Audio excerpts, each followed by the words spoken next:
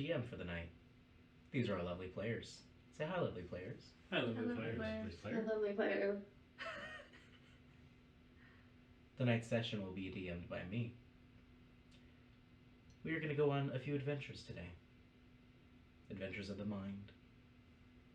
Adventures of adventuring. Thank you. And enjoy the rest of this chaos.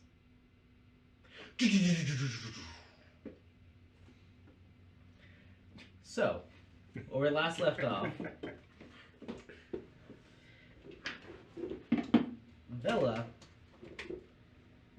was on a vision quest with a seer in one of their temples within the Zunisha village.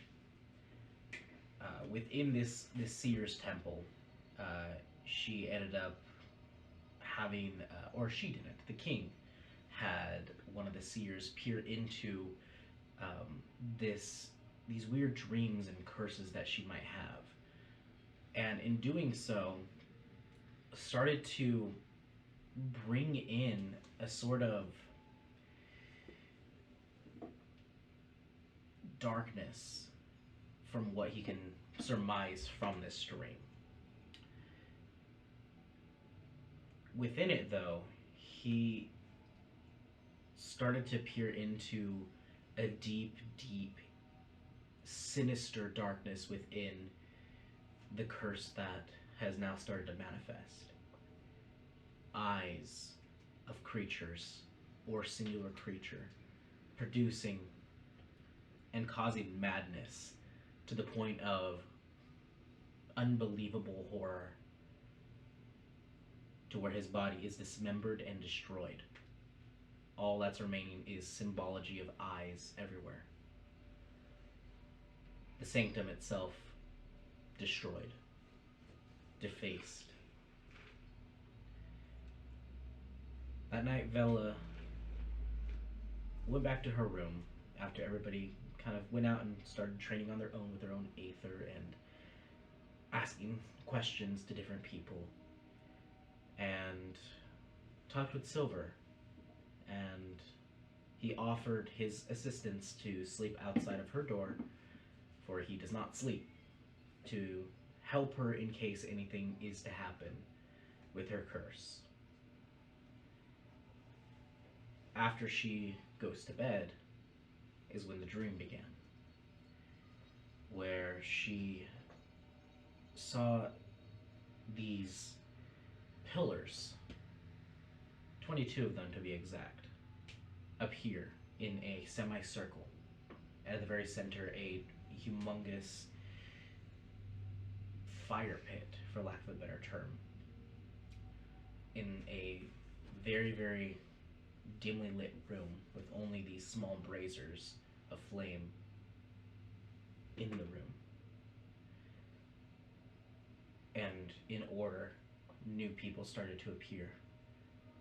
And for Vela, the only thing that she can see is through her eyes. Everything else seems to not have made it in the transfer. Only her eyes are the only things that are appearing currently. But she sees these spectral forms of other people, almost like static visions. But the only thing that is prominent is their eyes.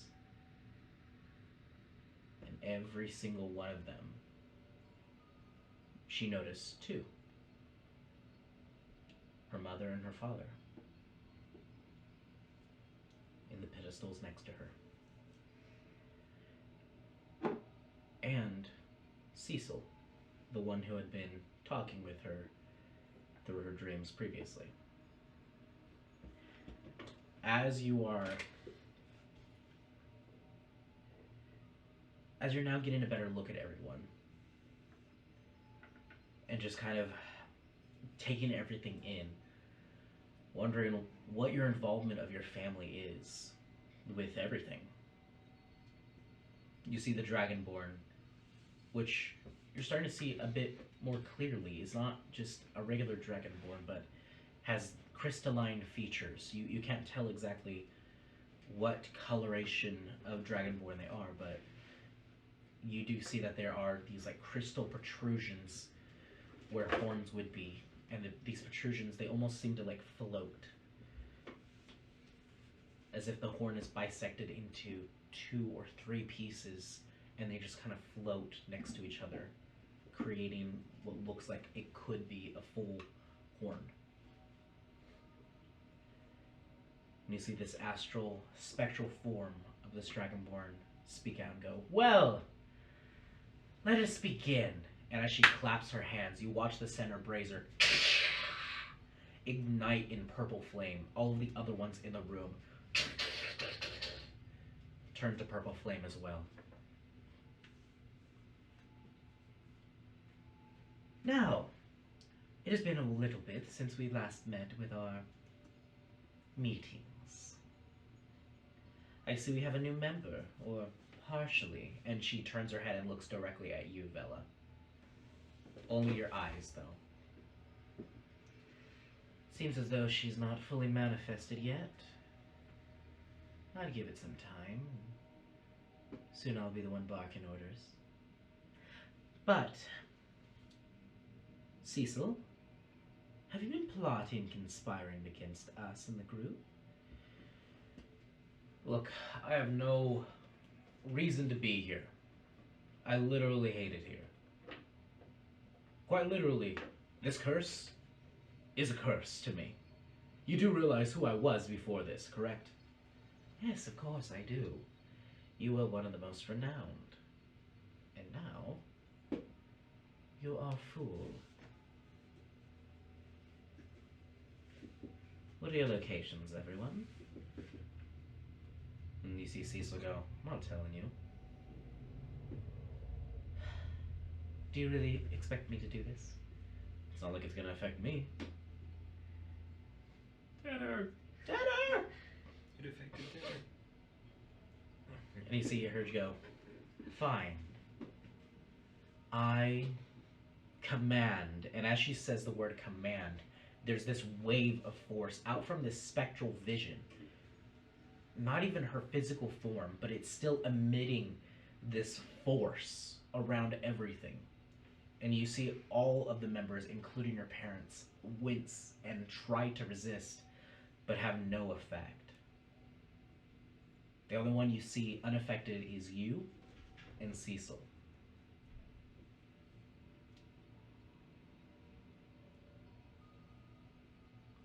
And she just goes, "Where are you?" You see the humanoid angelic form speak out, "Abyssia." The tiefling, "I am within Arkless." And then the dragonborn is next, and she looks next to her, and he looks back at her. "Theria." You see the Fairbolg speak out, "Abyssia." The one on the 2 pillars, the one that's split into the 2, you hear one of them go, "Zumond," and the other one go, "Zumond." You hear the other, the elven-like figure who's next. You hear them just go, well, I can't lie, so, yeah, I'm in Arkless, heading towards Etheria." The egg flares with more of that like static flame, but unmoving. You see the turtle asleep still. The pixie whispers out, "I'm within the 3 sisters." The 2 empty spots. You hear another, the one that's the static form. "The Underdark."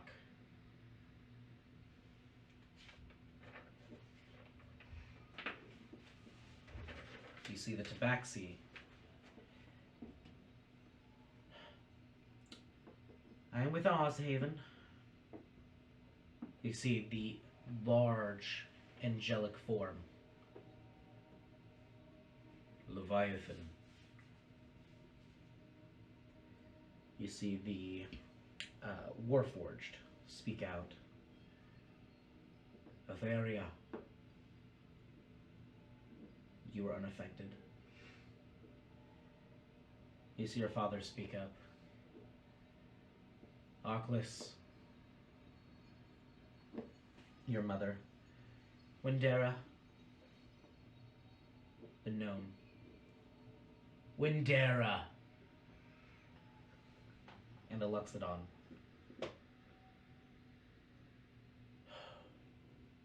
Abyssia. Good. Well, it seems that we're all spread out enough. Still have to figure out where you are, and she looks at you directly into your eyes. No one knows the whereabouts of Ikale, correct? And everybody kind of remains silent. Well, we still need to find Ikale. There's still 2 left, and she looks at the empty pillars.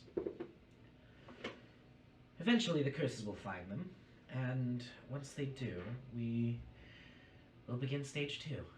But in the meantime, protect yourselves and protect your curses.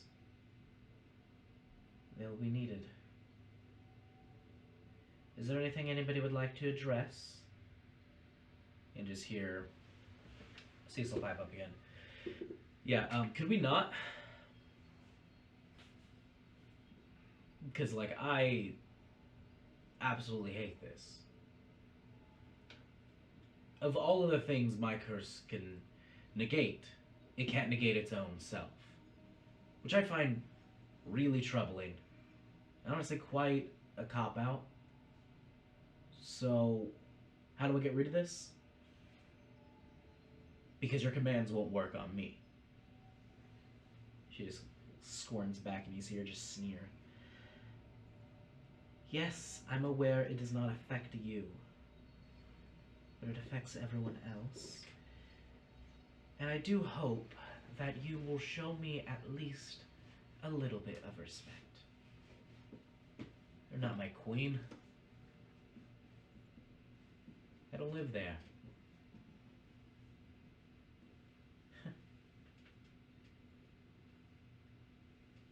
Anything you would like to say? And she looks out at the center bonfire that's just a roiling flame of purple. And all you see is just one eye appear within these flames, separating the flames to make this cloven eye, and just stares outwards. And you watch the flames that are roiling around it start to elongate into these longer wisps of flames, almost as if these tentacles and tendrils are starting to come out of it, like the silhouette of a sun. And as it recognizes that it's being acknowledged, it looks directly at the Dragonborn and starts to scan throughout everyone. It stops at you, moves on, looks at the empty pillars, and stares at those. Before the eye shuts, and you see those tentacles of flame return back to the normal purple flame at the center. I believe the meeting is adjourned. As you are ejected out of this scene, into your body, into your bed, and you feel your body press into your bed as if you're being shoved down onto your bed as you come to consciousness through your own eyes.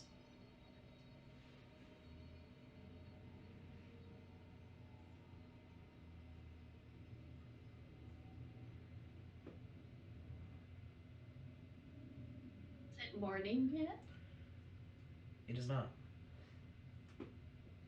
Okay.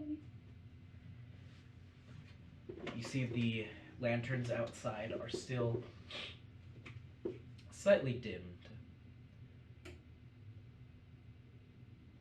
They haven't fully addressed the new dawn of the Underdark, at least.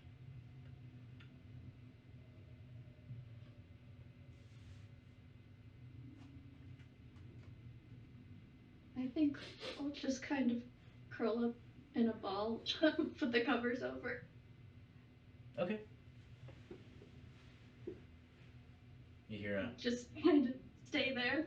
after you're there for a good 10 minutes, you just hear, "Hey, is everything all right in there?"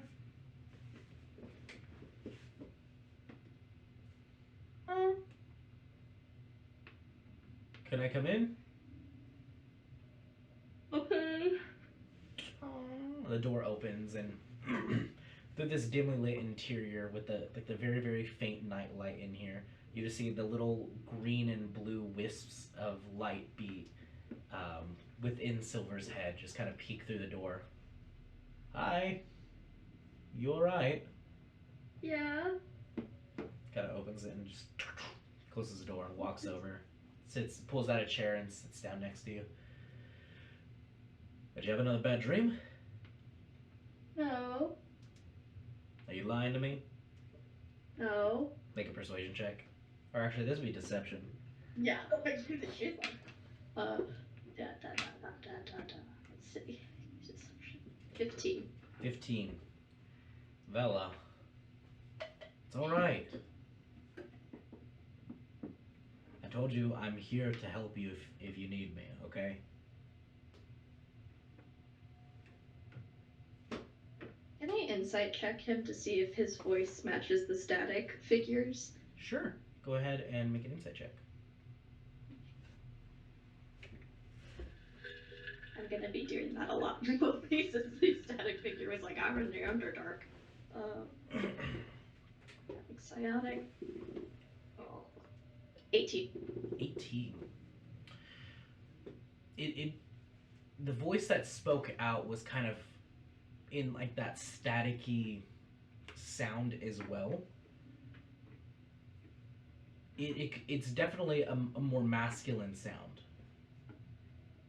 It's not dissimilar, but it's not on point. It's one of those voices that can be 3 other voices at the same time. So it shares aspects of it, but thinking on it for a little bit, it could share aspects with another as well.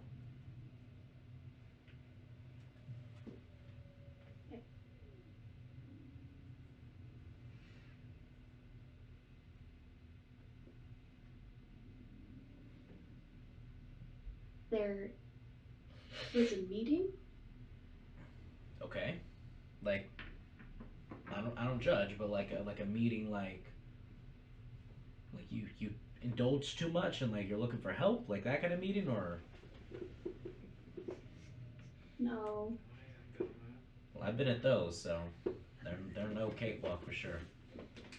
No, I did not go to an anonymous meeting at 3 a.m. Curses Anonymous.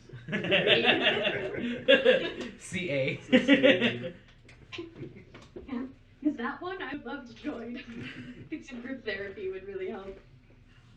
He just shows you his token. It says 3 years, curse sober. Aw. Sober from living? Yeah. Sorry.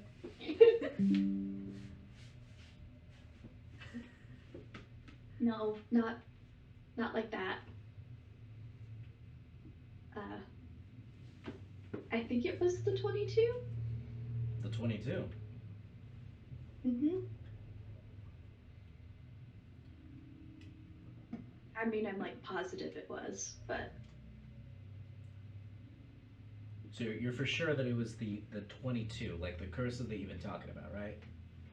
yeah, All there were right. 22 pillars and a giant eye, which adds up to everything else. Gotcha.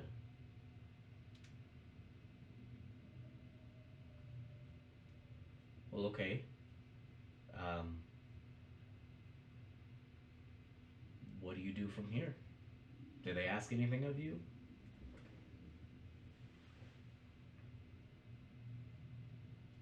They wanted to find out where I was, which is concerning. I couldn't speak though, so I couldn't really. Well, I guess tell them. that's a plus, I guess. Yeah, it really is.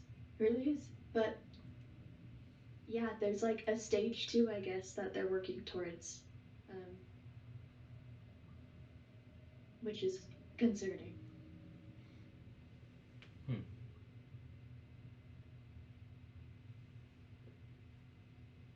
Well, I was perusing the gardens, and I ended up finding a funny little herb. Um, I don't know how well it might help you because you've been having weird dreams and such, but it will put you to sleep. Okay, yeah. All right, I'll make some tea with it. Thank you. I'll be right back then. It's just melatonin. Let me know if any more weirdness happens. 'Cause I sits hope up. that's it. I'm tired of it. Aren't we all? For like just starting to walk out and just like grab the door handle, about to close it. Anything else while I'm in the kitchen? More milk? No, that's okay. All right. Thank you. And you just hear the boots.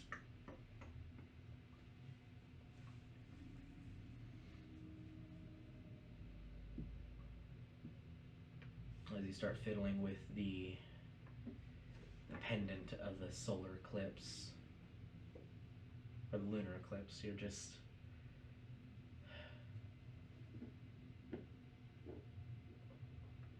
conflicted.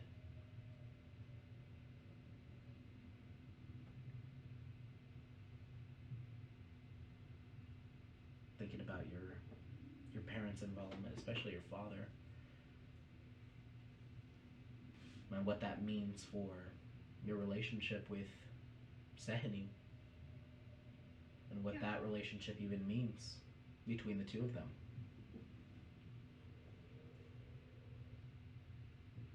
I think I am just gonna pray to say honey, just for comfort. Okay. You end up praying out and just kind of looking at the lamp that's within here that emits this very dull, kind of like blue light. Just very, very dimly lit. And just kind of think on the moon and its aspects and properties. Reminds you of your father a little. And you just kind of sit there praying. No moon to really pray to.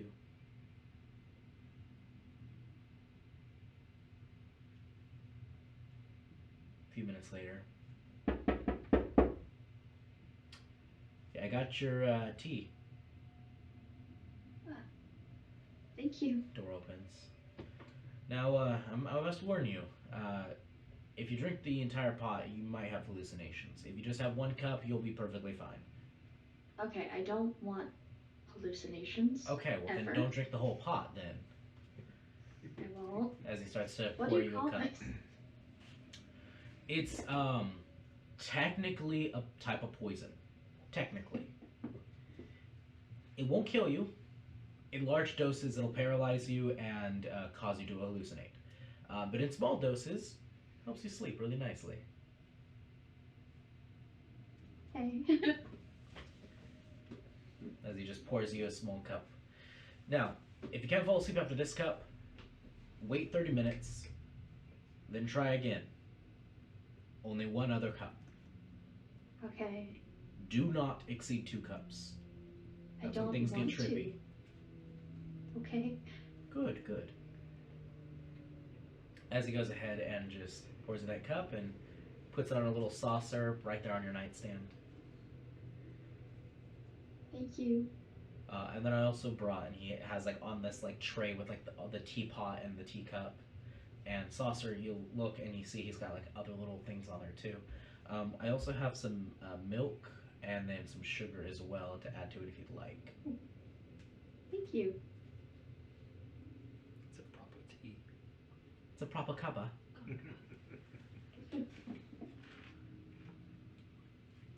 Sorry, can you microwave this tea? I don't like it when it's stuck in the kettle. I'm just kidding. Sure. Yeah. I'm just gonna make the bread stop. Cover it with saran wrap first. Oh, did you take the spoon out of it? No,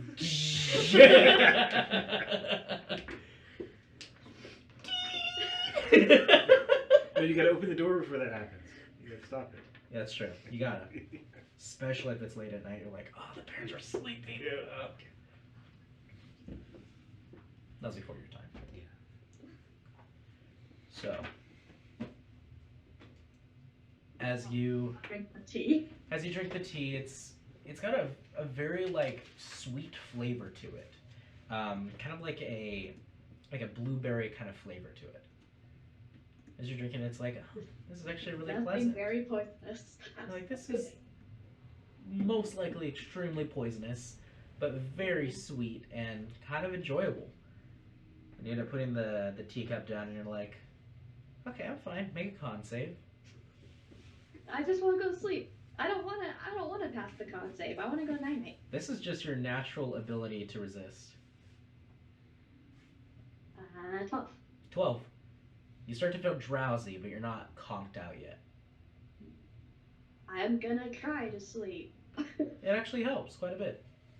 Yay. As you just like slowly drift off, the poison takes its full effect, and you drift off to sleep for a great amount of time.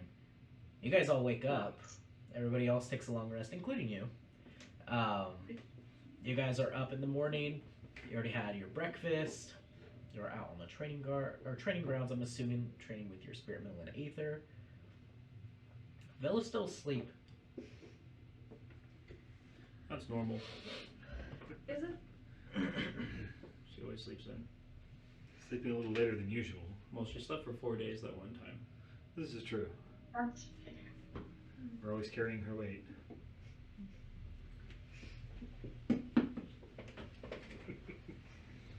Both literally and in combat. She's pretty light. Yeah. She's fine though, right? Like, we don't need to check on her. I don't know, Cal. You don't seem to trust her much. What's with that? If you guys want to check on her, that's cool. But I'm gonna stay by Lucky. Would I be on the training grounds or would I be with Magnus?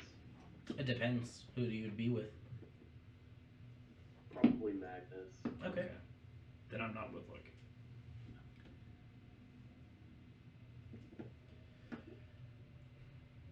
I got more important things to be worrying about right now.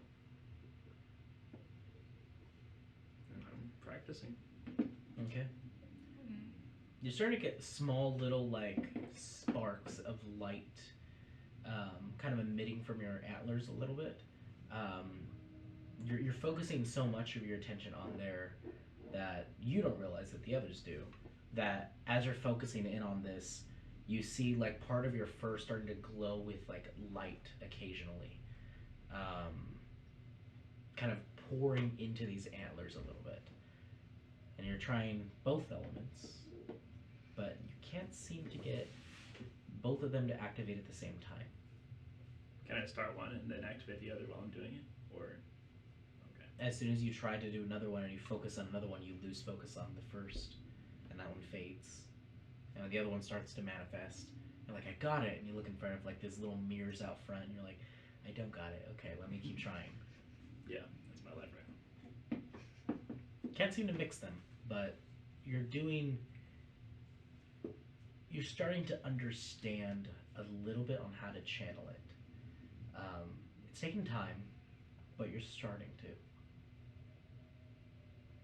Which, as you guys are training here, the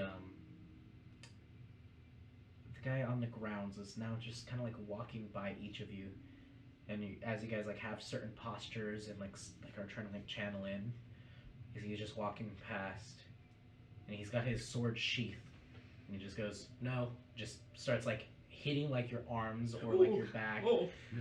Posture, stand up straighter, slouch more there. Oh.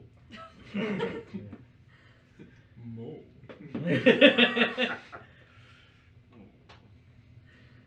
He seems to be having a regiment with you guys and trying to get you guys to understand your aether maybe just a little bit better. What do our stances look like? Full on Kubidachi. Weird, but yes, full on Fibonacci. Okay. Painful. Yes. My legs are backwards, so it's like weird. My legs are shaking. Yeah. As they're shaking, he slaps the legs. When he's not looking, I'm using my trunk to like push off the ground a little Yeah. bit to ease the pain. Your third leg. Yeah.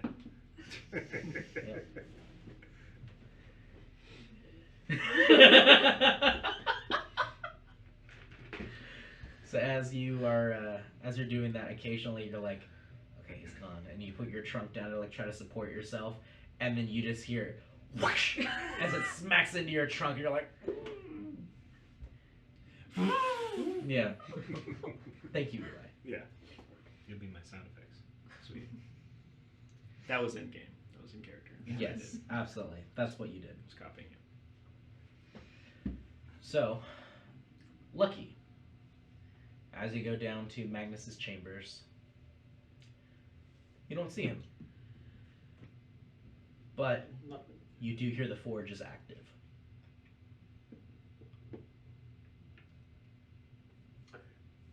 I just look to Athena in the corner. Mm-hmm.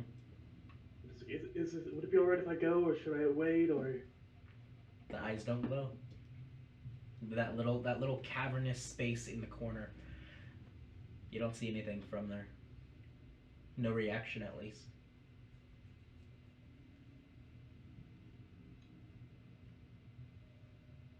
Oh, this is a bad idea, and I just start walking. Towards The forge. Okay. As you start walking towards the forge, see that hallway again, and it's just something in the corner of your eye.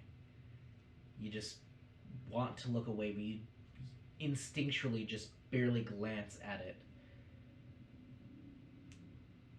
This time you don't see a carriage. You look over and you see chains, shackles. You see these pieces of shackling and metal that went around the faces, the necks and collars, the arms, the legs, the waist, keeping the slaves in line. And you look over at them, just briefly, just on the floor, just the chains, before looking back forward, and you feel just the slight scarring kind of tingle again from where your chains once were. Is just shake your head and press on. Inside the forge, you just hear the and you look up and you see a very large staircase and this two Big lava falls. This radial plateau. I really forgot about that too. I was like, yeah. Oh, this is new. This is the 8th time I've heard this. So Lucky, you end up ascending. As you start ascending the staircase, you're about halfway up, and you see these large sparks, and the lever emitting more droplets than when you guys got your stuff forged. As you see him up there, just he's taking large swings and then small taps as he just seems to be refining something. Just gonna stay out of his way. Okay. Watch and observe. Make a perception check. Perception or intelligence, your choice. Yes, let me make the intelligence check, Jonah. I'm a very smart character. A natural 20. Hey! For perception? Yeah, so 24. 24. As you're looking at this, make a history check with this as well. What's history? Oh, history, the intelligence skill. 10. 10. You would know enough. As you are kind of watching him work, you're seeing he's building a full set of equipment. You look off to the side and you see a sword fully crafted out of spirit metal. And this one's a full claymore sword. And you're just admiring the artistry of it and how enormous it is. You're like, okay, cool, cool. And you start to look over and you see these armor pieces that are like affixed to what looks like this wooden like mannequin that are just being placed on top of it. And you start looking at the metal work and you're like, that is very intricate. And when you look at the shoulder pauldron and you notice there's something on there and you peer into it a little closer, there's a symbol, a crest of some sort. Kind of like, that kind of looks familiar. And you're just peering in a little bit more. That looks kind of like the symbol for Etheria. Not the same crest, mind you, but it looks similar for sure.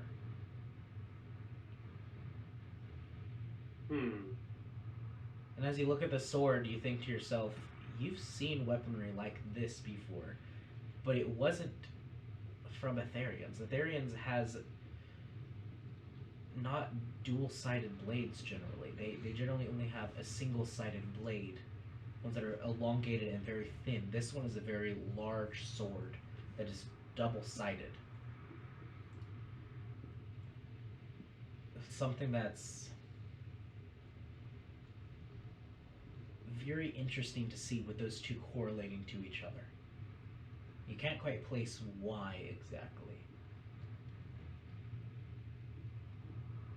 But you see him starting to forge, and as he's forging, you're watching him make a full set of plate armor with chainmail underneath, and it looks like he's making each of these chainmail rungs by hand.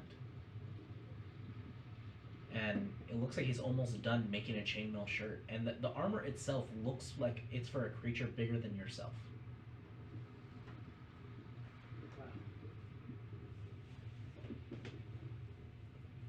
As you just kind of sit there leaning against something, you're just watching as he's working, just focused, not aware of anyone else in his presence, only of his forge.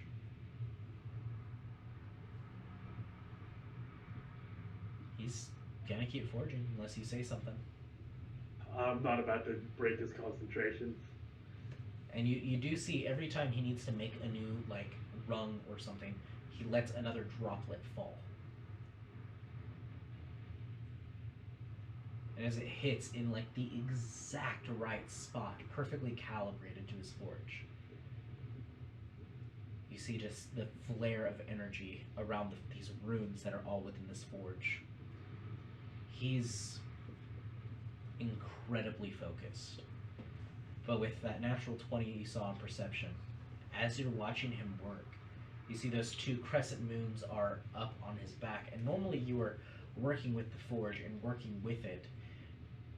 And now you see that there's this sun-like formation in the center, where there was like the circle that like emitted like a little bit of the sun rays. Now it looks like they are like almost like spinning, just very slightly, with the two moons above it. I'm like, huh, that's cool.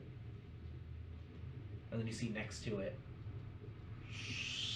two new moons appear, crescents as well, to the four moons and the sun at the center. That's really cool. I'll just keep watching and be very interested when he's done, if it's still 4 minutes or if it goes back to 2. Okay. As he finishes the chainmail shirt, he moves over, puts it onto another armor mannequin,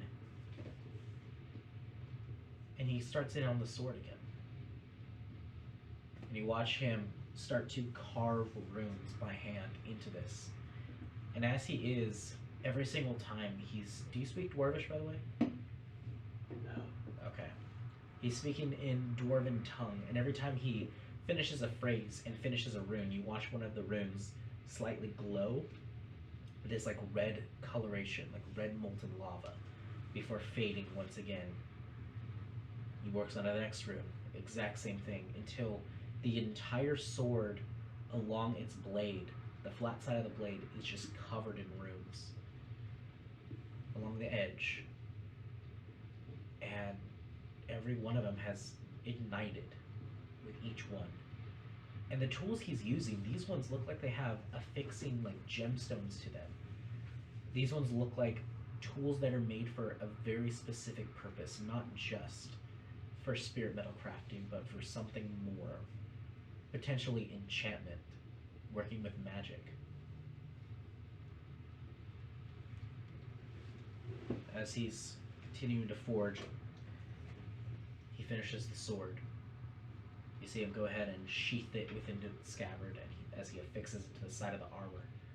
And the armor itself, all you see right now is just the armor for the torso and the skeletal workings of the arms and the legs. The helmet is fully complete, and so is the sword. The armor's not complete yet, as he's just kind of staring at it, crossing his arms, looking at it, kind of backing up, just trying to get it from a different angle. You see he's just gonna keep backing up and almost backs into you.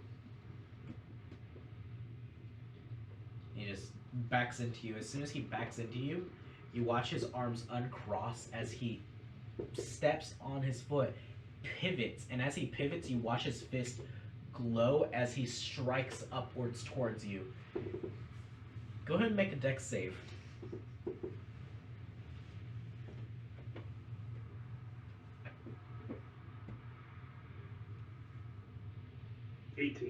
18. Well, that was a natural 17 plus his modifier, so you don't avoid it. As you see him just hit you right in your solar plexus. He's not going for the kill, but enough to hurt. As you just fall straight to your knees. Oh, hello.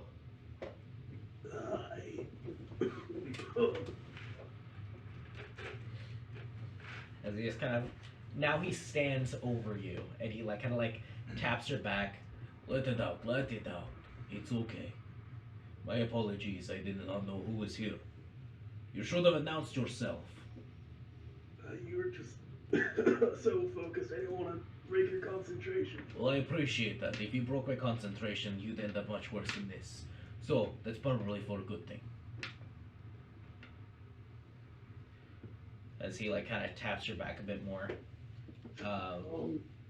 you see him walk over to his work, and you see him just throw a large sheet over it. As he turns to you, what can I help you with?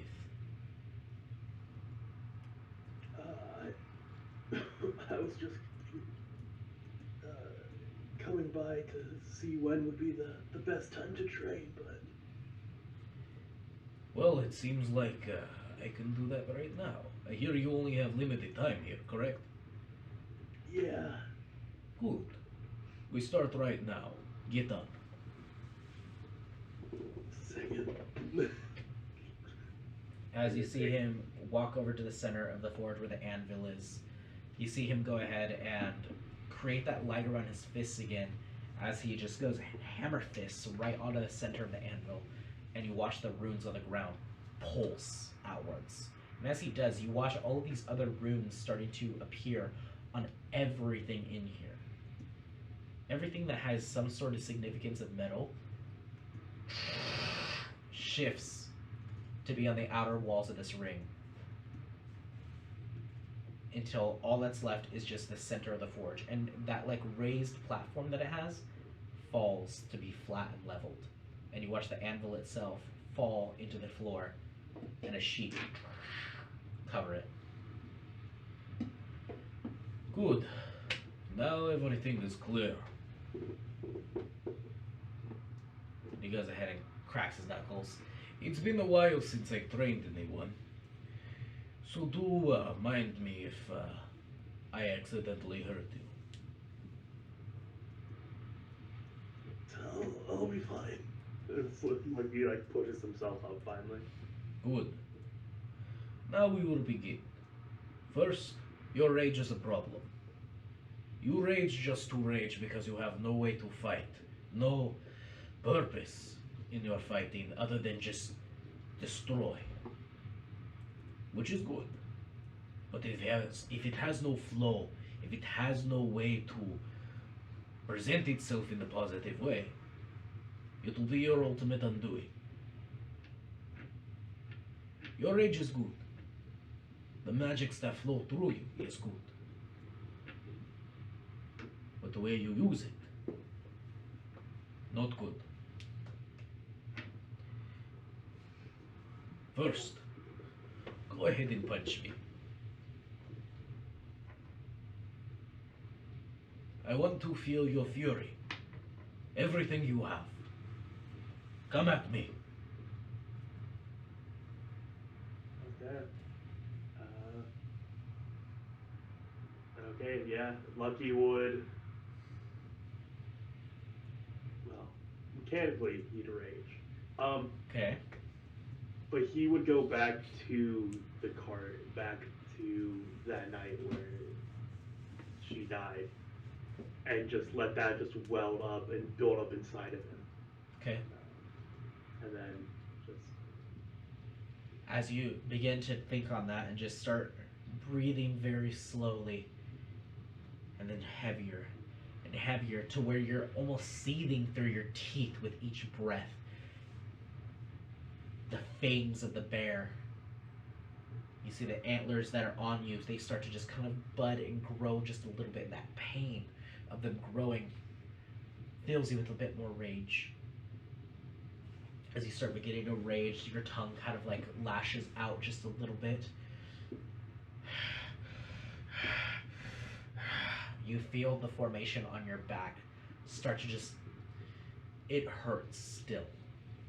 And it will hurt for a while more. And that pain, everything, of their pain of emotional, physical, and mental, all of those kind of fueling this fire within you. What do you do? I'm gonna do what he asked, which is punch him with all I got. All right, go ahead and roll an attack roll.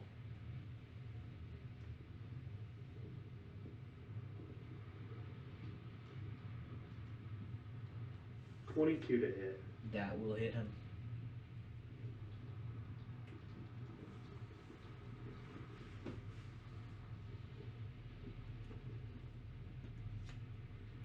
Okay. Math is hard. Max damage, so 14 points of damage. 14. All right.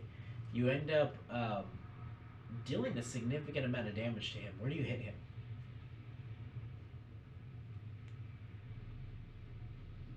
Just center mass. Okay.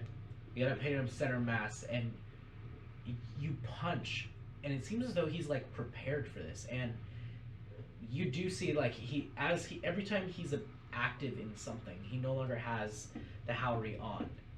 Mm-hmm. But this entire time you've been talking to him, it's just been kind of at his sides. And you punch center mass as he flexes, and you just see this extremely old, geriatric, buff, to the extreme dwarf. And it just punches solid brick almost. It hurts you a little because you're not expecting it, and you just watch him just absorb the pain with very little reaction as he just stares back at you with his piercing eyes. You see just the old grizzled look of many years of combat experience and just life staring back at you again.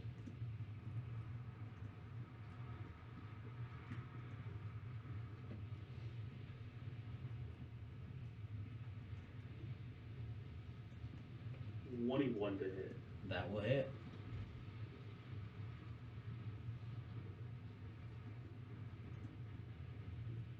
Uh, 13 points of damage. Alright, he's still...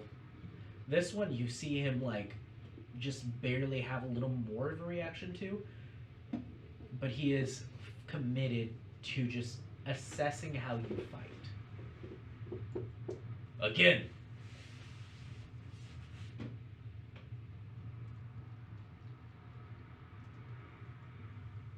A 19 to hit.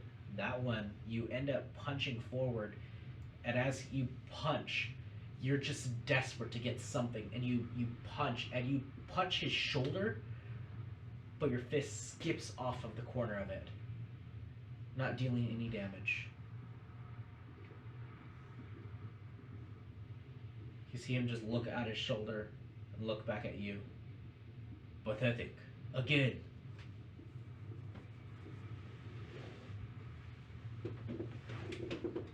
Uh,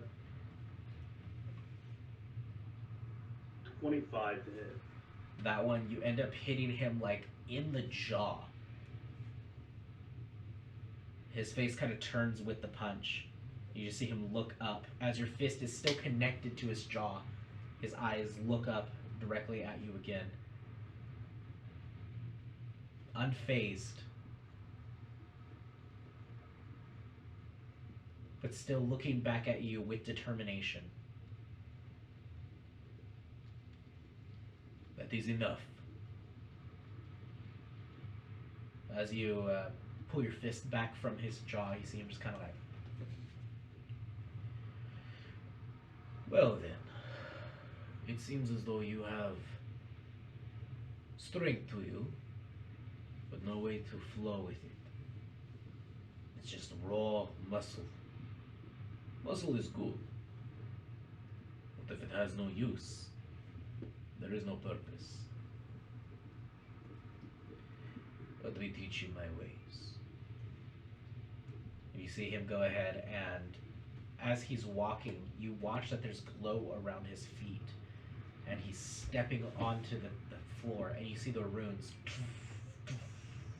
everywhere he steps. And as he's walking, you see him slam his foot down and slide it forward, and you watch all the runes in place towards the center, and you watch the floor open and the forge, the anvil rises from it. Good. Now, he goes ahead and walks over, and the anvil itself is a little raised higher than usual. And you see him go ahead and just go into a wide stance with both of his arms at his side as he just starts striking the anvil with his bare fists over and over again. And every time he strikes, you see there's this glow of this light of as if he's hitting metal against metal that's being forged. Just these sparks happening with every one of his strikes of his fists. He does this for about 5 minutes of just straight punching. As you see the light from his fists fades, not a blemish on his knuckles. It is now your turn. Stand. Okay. As you end up standing, he basically gets you into the stance formation enough to where it's uncomfortable and it's not what you're used to at all. Strike! And you end up striking forward, just like a full hook onto it. That is wrong. Teaches you how to strike forward in like a corkscrew, and striking forward rather than hooking, rather than going for these like kidney shots, if you will, on the anvil. He's teaching you how to strike forward and how to strike fast. As he's teaching you this, it hurts so much. Your knuckles are bloodied and are now starting to bleed a lot. Just fuels your rage. That is all for now. Now we will teach you stances. and he starts to teach you other stances that he takes, and it's a lot of flow. It's not just like very rigid or just kind of like, it's not boxing where you're hopping back and forth making sure that you can't be hit but you can hit in between the guards. This one is a lot of anticipatory, just waiting for the perfect time to strike, and once you do, you break into their guard and completely through it.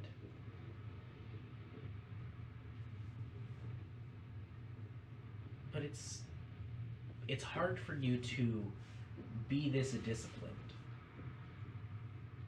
But he still continues.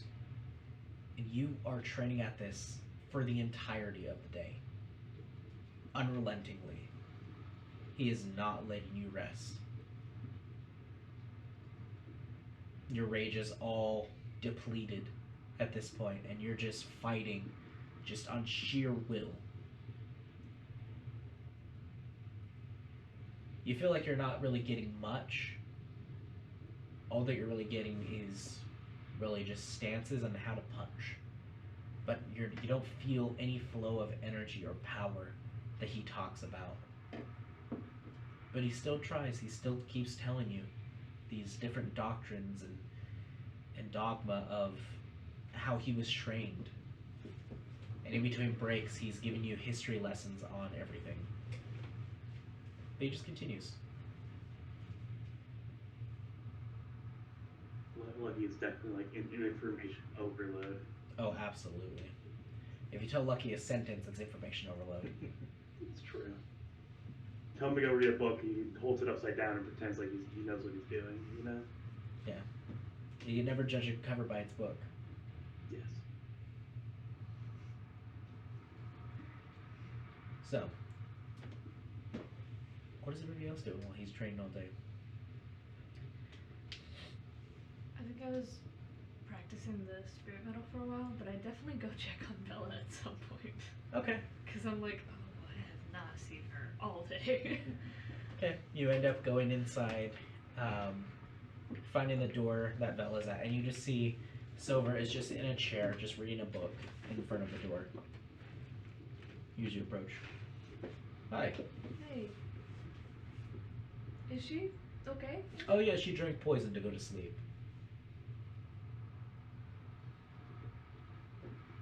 She what? She drank poison and is now sleeping because she said she couldn't sleep. So I told her an herb, told her it was poisonous, and that if she drank it in large doses, it would cause her to hallucinate, and if she drank past the hallucinations, she could probably die. But in very, very small doses, it's perfectly fine. I used to take it when I was alive. Okay, have you checked on her since you gave her the poison? Oh yeah, she looks disheveled. She is like hair in the mouth and everything. Drool But she's everywhere. alive? I checked her pulse best I could. She seems to be alive. Do you, I put a blade to her nose just to see if there was any fog. Yeah, she's breathing. I'm gonna go in and look, Silver. By all means. He just returns back to his book. What languages do you speak, by the way? I speak Common, Elvish, Sylvan, and Undercommon. This is a book you don't recognize. It's got all kinds of different script and runes in it that is unfamiliar to you. Is that a good book? Yes, it is in fact. Do tell. It's about the histories of the Celestials and their conquests on neighboring lands. That does sound interesting. Well, if it gets us out of this nation, it'll be interesting nonetheless. I'm gonna go into Bella's room because now I'm concerned. Okay. You walk into Vella's room. The lights are completely off at this point. Silver walked in, basically saw the nightlight, went, she doesn't need this, and just shut it off completely. But the window is open in here. You just hear like the very light howling of the tunnels that exist within this entire open cavernous space. But you look over and you see she is full on out, like Anna from Frozen waking up out, like just everywhere. There is a humongous wet stain on her pillow from drool. And as like you walk in and like the sound kind of like rustles, like her just like slightly awake, you just see her just turn her head and just all over the face. I'm gonna like try to like keep the covers on her. Yeah. And like make sure that she's still doing okay. Yeah. And there's the kettle and the cup still in there. No. Now there's a pitcher of water and a glass next to it. Cool. I was gonna take that out. Yeah. No, that's gone now. Okay, so I'm just gonna be like, okay, she's fine.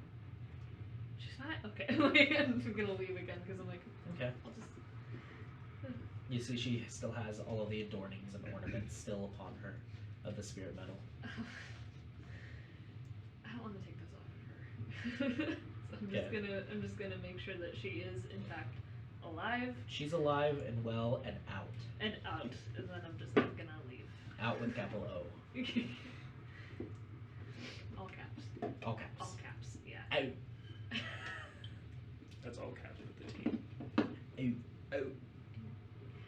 Yeah. So I'm gonna quietly shut the door behind me. Even if you slammed it, she would. Yeah. No, but I'm just gonna be careful anyway. Well, yeah, she's alive, but Yes. oh my gosh, I know. that's poison. You poisoned her. Oh, she literally drank it though. She would. Okay, well, as long as she's fine, I guess. I was just worried because I hadn't seen her all day, so. How's the training going? Great, you want to hear my new song? Sure. As you have your electric guitar slung on your back. Oh, give me a second, man. Yeah. He just spins around you before locking in place. And you play Mary Has a Little Lamb. Yeah. Beep, beep, beep, beep, One beep, sour beep, note, like, beep, oh, sorry. beep, beep, beep, beep, beep. Yeah, I want to play him a little ditty. Okay. As you're like strumming, all you hear is just like, you bitch.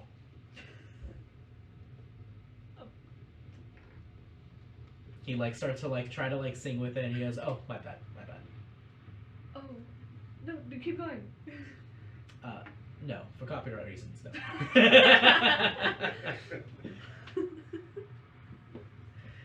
And you see him just continue to play. Make a performance check. Sweet. 29. Roll a d20 as well. 15. 15. As you're in your performance check and you're rocking out, you know you can do this.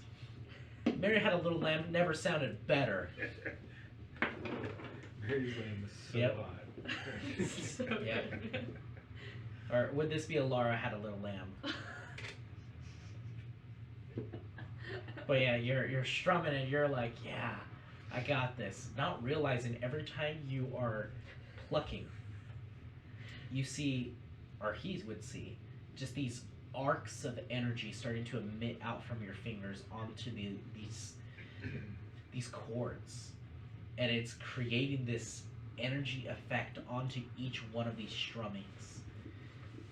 You see the metallic claw-like glove that you have on as you are strumming with your claws. Every time it just creates this connection, like a, and like midway through you do notice it, which kind of like throws you a second, but you just continue. The show must go on. Show must go on. And you are starting to see like a little bit of like coloration whenever like the lightning hits a chord. you see the cord is no longer just a blackened like metal. You see it like start to glow just slightly before fading. I'm gonna go ahead and finish up my soul and be like, yeah? It's definitely a work in progress. It was good. Well then. It's a work in progress, though. You haven't perfected it, have you? Oh, no. Oh, good. It gives you time to perfect it further. Your aether is growing very well. Yeah, I was noticing that. It looks like I'm getting better. Oh, it does look like that. Quickly, even. Last time didn't work out too well, so. Well, if you always want to do a little bit of combat, and you see he just goes ahead and puts out his hand and just appearing out of that greenish blue flame, you just see a small little lute. I know how to play just a little bit. In my earlier life, I learned. As he just releases his hand and just... But some other day, probably. Another There's time. someone sleeping. Yeah. That's why I did, that song. Of course. Yeah. I didn't want to do anything too loud. Although, even if I did, I'm not sure she would wake up. I doubt she would. There was literally an attack one night when I was under the effects of that, and I didn't wake up, and turns out my servant died. They were killed trying to defend me. Oh. And luckily the other vassals that I was a part of ended up dispatching them. Bye, Tanner. Luckily ended up dispatching them to We're so far off. where I didn't have to die. Sadly, they did die though. They were my favorite. Oh, well that is sad. How much did you take when that happened? About 3 cups worth. And what did that do? You know, I saw some stuff. Oh. Basically what she talks about of seeing these weird things that are beyond your own comprehension. That's what I saw. Just a bunch of just waves and things that were beyond my comprehension. My mind felt expanded then. Great. Glad you had that experience. I'm gonna walk away. Wish I had that experience again, but you probably can't. Oh no. thank you for that. As he just looks back at his book. Gonna leave. Okay. I'm noping out of that so hard. Like, nope. Not Okay. And then you two are just going to be training? Yeah, I would have wanted to try to talk to the training master and Blade Master. what was his name again? Blade Master is all he referred to himself as. Okay. So I'll go to the Blade Master and say, so we are scheduled to leave here in a couple of days. We came all this way, this journey, to harness the spirit metal and to start on our own spirit journey. If we leave here, can we still do that?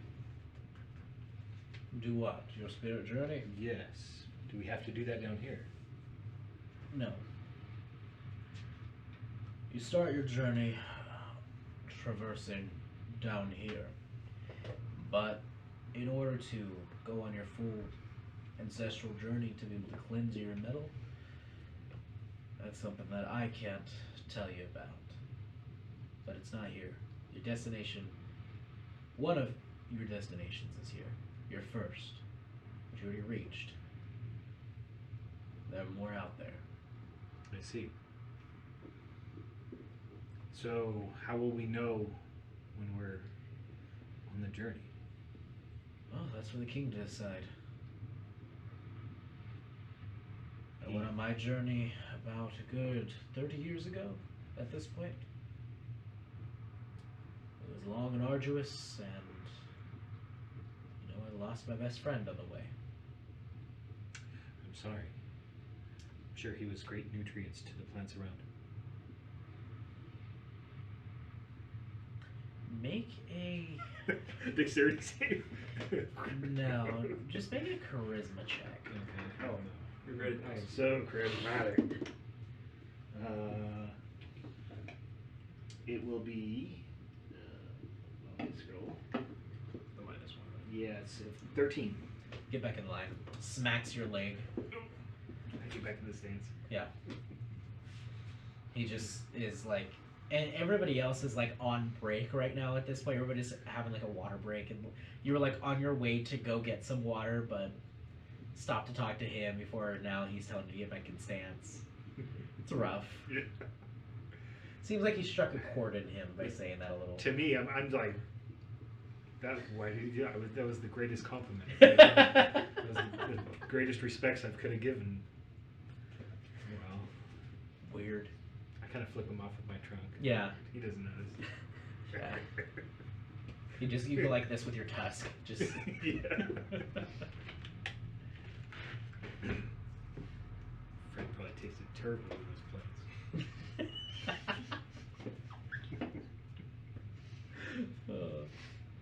Anything you want to do, Cal? We're just feeding our spirit metal this whole time, right? Yeah. So right now it's basically just training you on how to feed your spirit metal and like basically how to connect with it.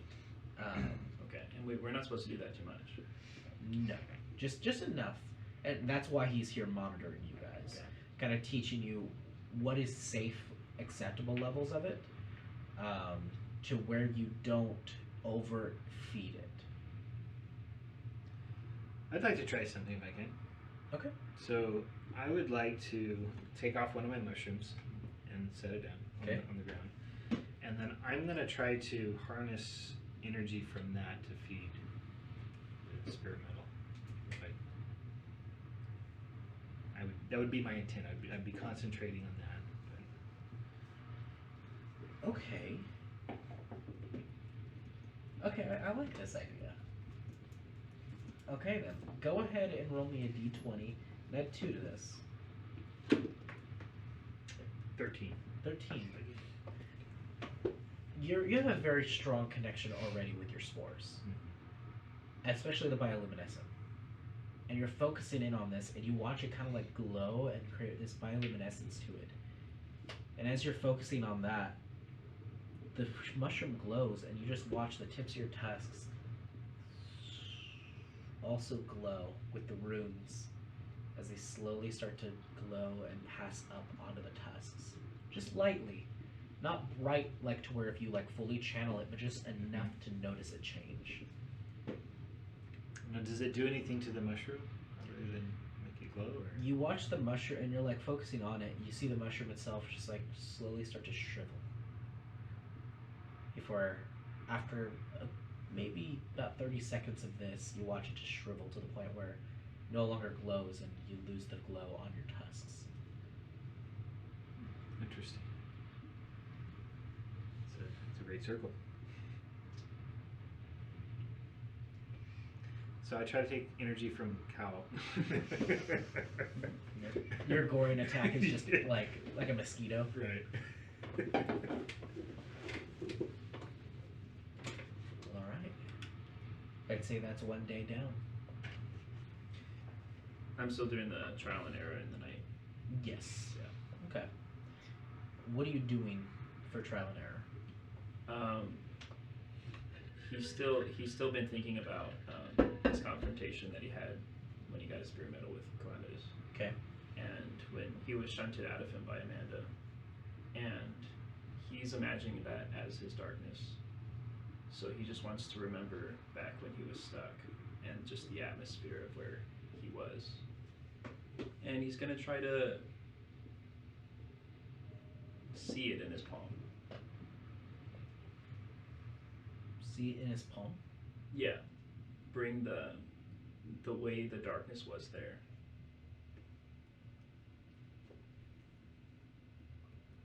Okay.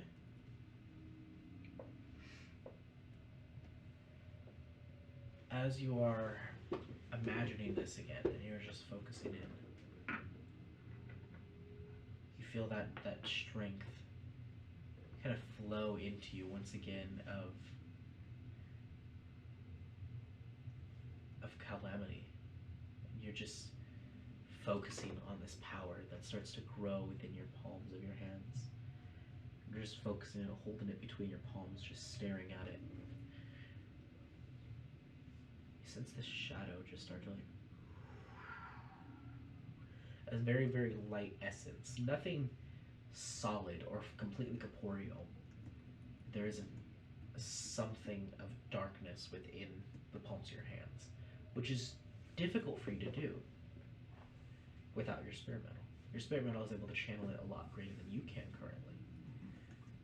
But you are starting to see just like a small little wisps of some sort of essence within the center of your palms. You're keeping it very close because the more you hold your palms out, it just vanishes. So you're holding it very close and just almost like you are nursing a small little flame of a campfire, just trying to make sure it doesn't burn out. As you're just focusing on this, you see this little like shadowy essence within the center of your hands. And then I want to try to kind of symbiote it into my hand. Roll a d20. I don't have my d20s. That is weird. Duck dice. I always have it. Ooh, I need to take that roll. Natural 20. Now, if only you can roll that. Roll it for him. Roll it for me. That's an 18. 18. You don't really do anything symbiosis-wise with it, but you as you're like trying to like press it into your hands, you see like just at the center of your palms, because you press it into each other, you look and you just see like that like wispy darkness started to like be at the center of her palm before just fading. So it seems like it passed into you, but not to the extreme that you're thinking quite yet. Yeah, I'm just doing that over and over again. Okay. You seem to be getting a handle on it. What I'm trying to do is, I'm not trying to feed the darkness around me into my antlers. I'm trying to practice bringing in the different darkness. Yeah, it's taken a while. Yeah. You're seeing just a tiny marginal amount of progress.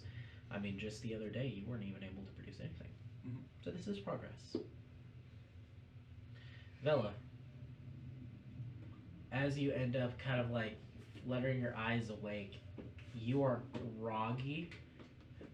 Like your body is creaky. You're in like a weird like sleep position. And you, as you get up, your body starts to like pop. You're just like, oh. You like do a few stretches and they just keep popping. Before you like stretch a bit and you're like, okay, I'm good. Okay, I'm good. And you're kind of like blinking your eyes a little bit and there's like this like, almost like a film or like haze over your vision. You kind of have to rub your eyes. But you feel rested. A little groggy at first, but you feel overall rested. No dreams. Whoa. That wasn't bad. Whether they be good or bad, no dreams. Nice. As you like, Oh. are like, huh, okay, like kind of creaking and getting up.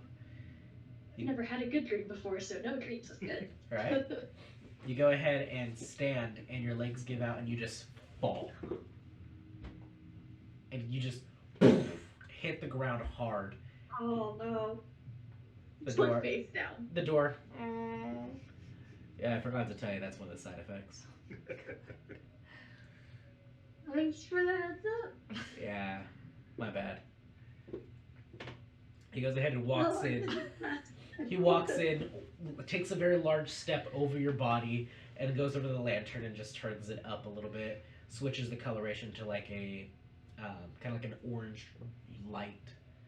Kind of brightens that up pretty good to where it's almost a little blinding to you. Well, welcome back.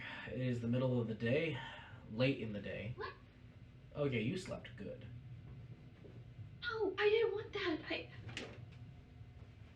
Oh no, I've missed 2 days of training. That is too many. I try to get up again. All right. You end up trying to get up, and your arms are like able to move, but they just have not as much strength as you thought they have normally. Wow, less than an 8 strength. That's rough. He goes ahead and just grabs you and like bite like the back of your shirt and just kind of like props you up against the bed. Thank you. Um, let me get the maid in here to help clean you up a little bit. That tingling should go away within about 30 minutes or so, and then you'll be feeling yourself again. Okay, I can clean myself up. Thank you very much. Can you? And he's like looking directly at you. Can you go ahead and stand for me real quick? No, just give me a second. Okay. Well, have fun with that. I'll be outside. Okay, don't tell anyone about this. Oh, I already wrote about it. Gosh dang it. You just sit there and you're just slowly starting to get sensation back. And this is like if you've been sitting down taking notes from your directors for so long, yeah. and just your entire legs all the way up to like your butt and maybe like a little bit of your hips is just all numb. Yeah. How you gotta hit your leg to Yep. get it You have to like start how to like feeling lean again. back a little bit and like try to shake out your legs as best as possible. Especially when they go, okay, everyone's good to go. Abby, can you stay? Yeah, it's like, oh, okay, let me scoot I forward. do after notes. Yep, the good old carpet scoot Oh, towards the director's Yep. desks again. God forbid you wearing And shorts. then you still be sitting on the floor, which creates a weird power dynamic. Yep, it really, no, definitely doesn't at all. Love Sometimes. theater. Last time, best time, guys. Last time, best time. Last time, best time. Last time, best time. You guys aren't there yet. The last show, I'm gonna give it an 8 out of 10. Last show, come on guys, 10 out of 10. Last show.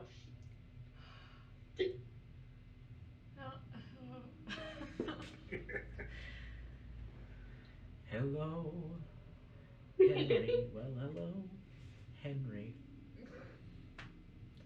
The waiter's gallop was perfect. Last time, best time. It wasn't the best time. Last time, best Wasn't time. the last time either. Nope. It would never be the best time. Or the last. Waiter's gallop is gonna be your guys' purgatory, and my purgatory is gonna be having to take off your guys' mustaches afterwards. Yeah, that's fair. Until someone steals the glue remover. That was Ethan. horrible. Ethan. So, as we are, as you're getting sensation back into your legs again, it's not painful, but it's uncomfortable. That cringy where you like almost want to gag over the terrible feeling. I mean, I think that's more of a you thing, Abby, but yes. Dang it. Probably. But you end up getting sensation back in your legs. You're a little wobbly, like a newborn calf almost, but you're getting sensation back in your legs and arms again. All right. Good job. Yay. That's when I'll get myself cleaned up. Okay. You end up grabbing the pitcher of water and like start to like put a rag up against your face and like start to dab it off a little bit, try to clean yourself up as best as possible. Yeah. You end up changing out of your nightgown into your normal clothes. Yeah. Yeah, then I'll go out. I gotta go try and get some training. Okay. As you end up opening up the door, you see Silver still sitting there with his book. He looks up. Oh, hey. Hi. What are you doing? I'm gonna go to training For what? for an Aether. Oh, I can teach you. Yeah? Yeah. You forget, I'm old. Closes the book. Yeah, but isn't like the group training? Isn't there like a group thing we're supposed to do? I mean, you can if you'd like. I actually don't even know. Am I allowed to go do this? I don't know if I'm supposed to be using my Aether. According to the king, it seems as though that your Aether itself isn't dangerous. Just when something happens, I guess, flares up. But could be associated with your Aether. Could also just be you. Thanks. But as far as he could tell, it's not something that every time you use your Aether, it just happens. Okay. Well then, sure.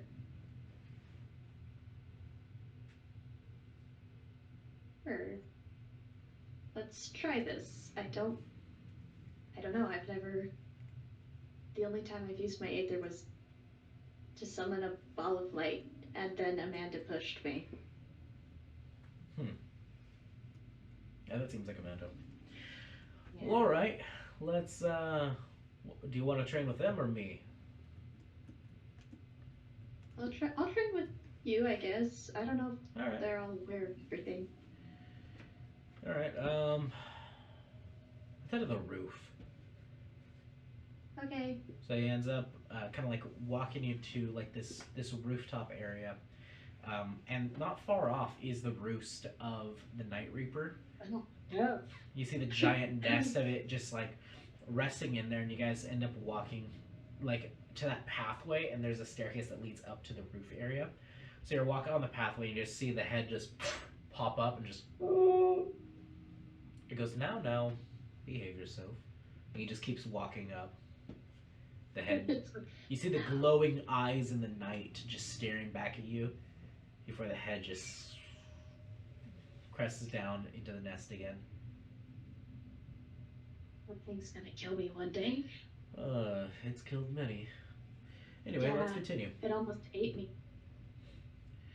Yeah, how do you think I feel around Amanda's dog? That thing has also. Play fetch. Alright, Anyways. show me what you got. I'll show you what I got. What Yeah, I'm just gonna try to. Aether. Okay. Yeah. I don't know. Any specific thing you're trying to do, or are you just like, Nope. alright. Looks like nothing's happening. She's like, go Aether. Yeah. Away. Fly away! He's just watching. He's watching the whole time, just like. If his skeletal face could show expression,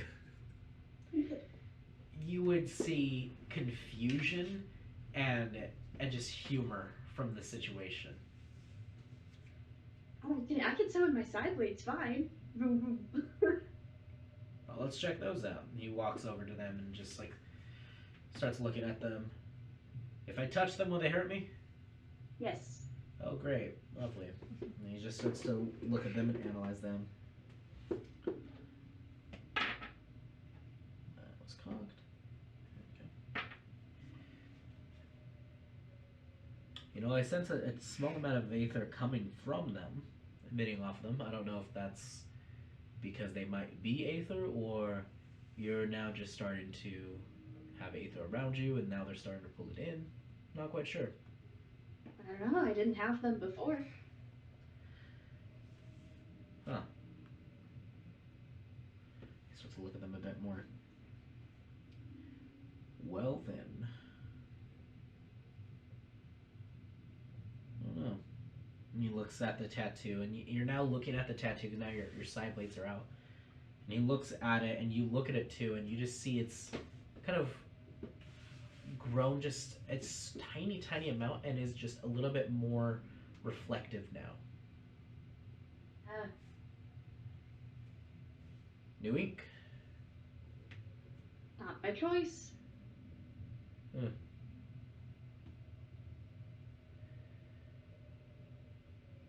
Well, I do sense there's a strong amount of aether coming from that. Well, I don't know. I don't know. Well, I was always taught through meditation and combat, so which one do you want to start with first? We can try combat. I haven't done that in a while. Alright. You see he goes ahead I'm really and mad at it. you see Please don't hurt me. you see he holds out his hand and just Oh no. you I see think it's a terrible mistake. you see a sword just start to like appear out of his palm before it goes and turns into a hilt and a handle, and he just grabs it and just let's begin.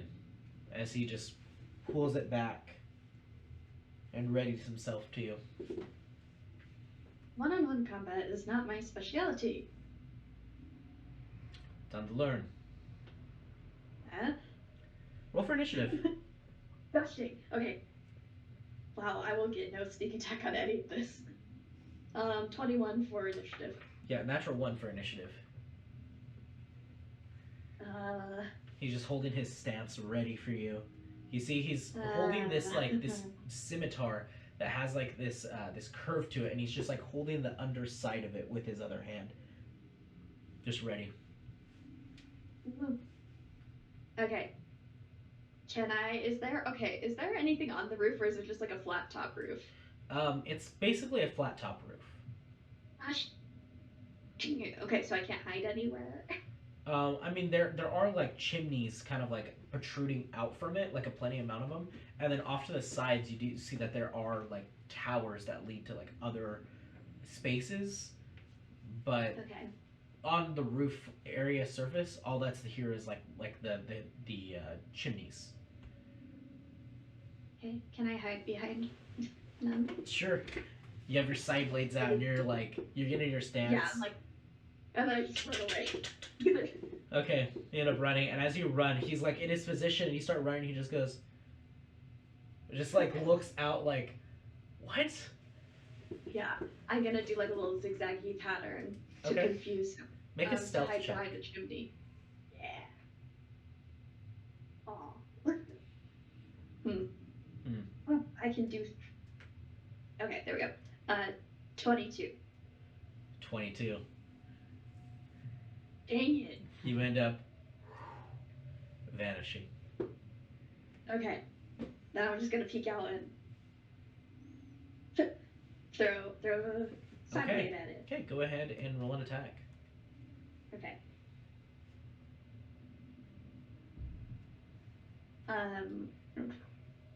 What is it plus? 24 to hit. That will hit. Roll damage. Okay,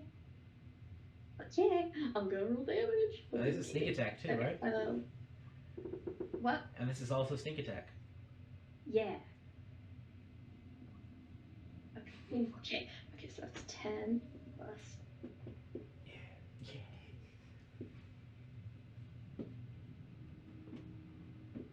Oh, that's not good.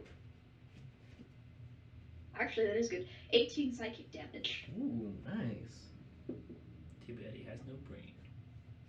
You end up dealing the psychic damage to him as it just, you see it pass in and through him, and you see it just like appear on the other side, embedding itself into the ground before fading away.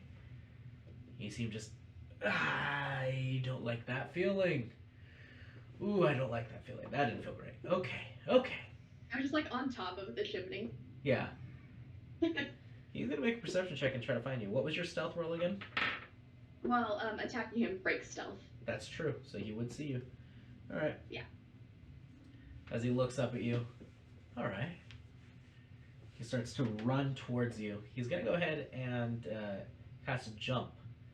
As he runs and just bounds up very, very far and above you. You see he's got his scimitar, and across the scimitar you just see there's all these like different like runic symbols on it. As he's holding it outwards towards you, Over, not the shoulder. he sweeps it out, and it starts to glow, and he just goes to head and swipes down onto you. Okay. All right, that's gonna be pretty low. That's gonna be a 16. That's my AC. Hey! Well, I know I need to only roll for that.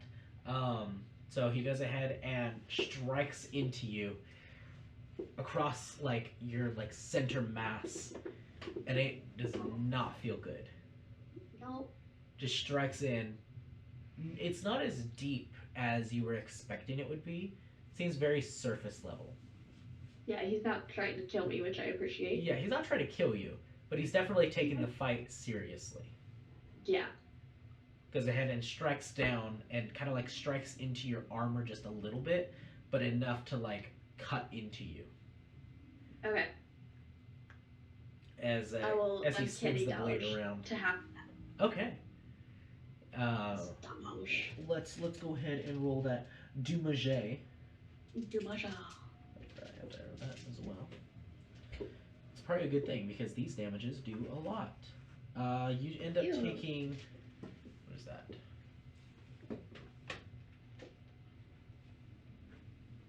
Seven points of slashing damage. Okay. As he goes ahead and strikes into you, and as he strikes into you, there's this extra pulse of energy that bursts within you. Oh no. But seems to I be think I know what he did. seems to be okay. As he strikes in and just creates this like of Yeah. additional energy with his strike. I know what's gonna happen. You see, he goes ahead and just looks up at you with that all toothy grin. You see just like a few golden teeth in there. As you see, he goes ahead and brings the sword back up again, ready for another strike. Okay. I'm going to not do anything for my bonus action. Okay. Yet. I'm gonna start with trying to hit him. So Okay. I know this attack will do sneak a teak, but we'll see. 22 to hit. 22 will hit. I really hate that number. Mhm. Okay, so that's gonna be 8 points of psychic damage. 8 points of psychic. Okay. And now I'm gonna hide. Okay. He is gonna take an attack of opportunity on you. Okay. Okay, that will hit. That was the threshold number it needs to hit, which was the exact same roll as the last one. So let's go ahead and roll that damage on you. Okay, this one is 7 points as well. Strikes Okay. into you again, and you feel the extra like pulse. You're fine. Okay. Yeah, I'm gonna hide. Okay. Actually, did you uncanny dodge that? Nope. Okay, then yeah, that would not be. That would be end up being 14 points. Okay, I'll add another 7. Wow. I'm low on hit points. Yeah, I'm gonna hide. Okay, you end up getting like jumping, like doing like a little leap backflip Yeah. aerial off of the chimney. As you land, you kind of like do like a little curtsy, and just start to go behind another chimney and hide. Go ahead and roll a stealth check. Okay, 29. Yeah, you are vanished again. You Alright, then that's my turn. You end up like leaping off, and as you like leap off and do your curtsy, you see smoke start to billow out of the chimney that's like in between you two, and as the smoke fades, you're gone. Ooh, dope. You start looking around. Now, I'm not gonna cheat, so let's do this normally. I'm gonna make a perception check. Okay. Yeah, he does not see you. Wonderful. He's starting to just kind of like look around. Huh. Alright. He's has his sword like kind of like at the ready next to him, but he's just looking around. He's unmoving.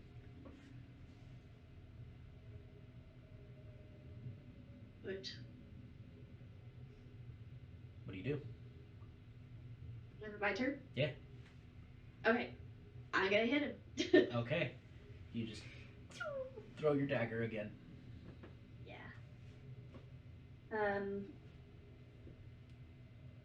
26 to hit.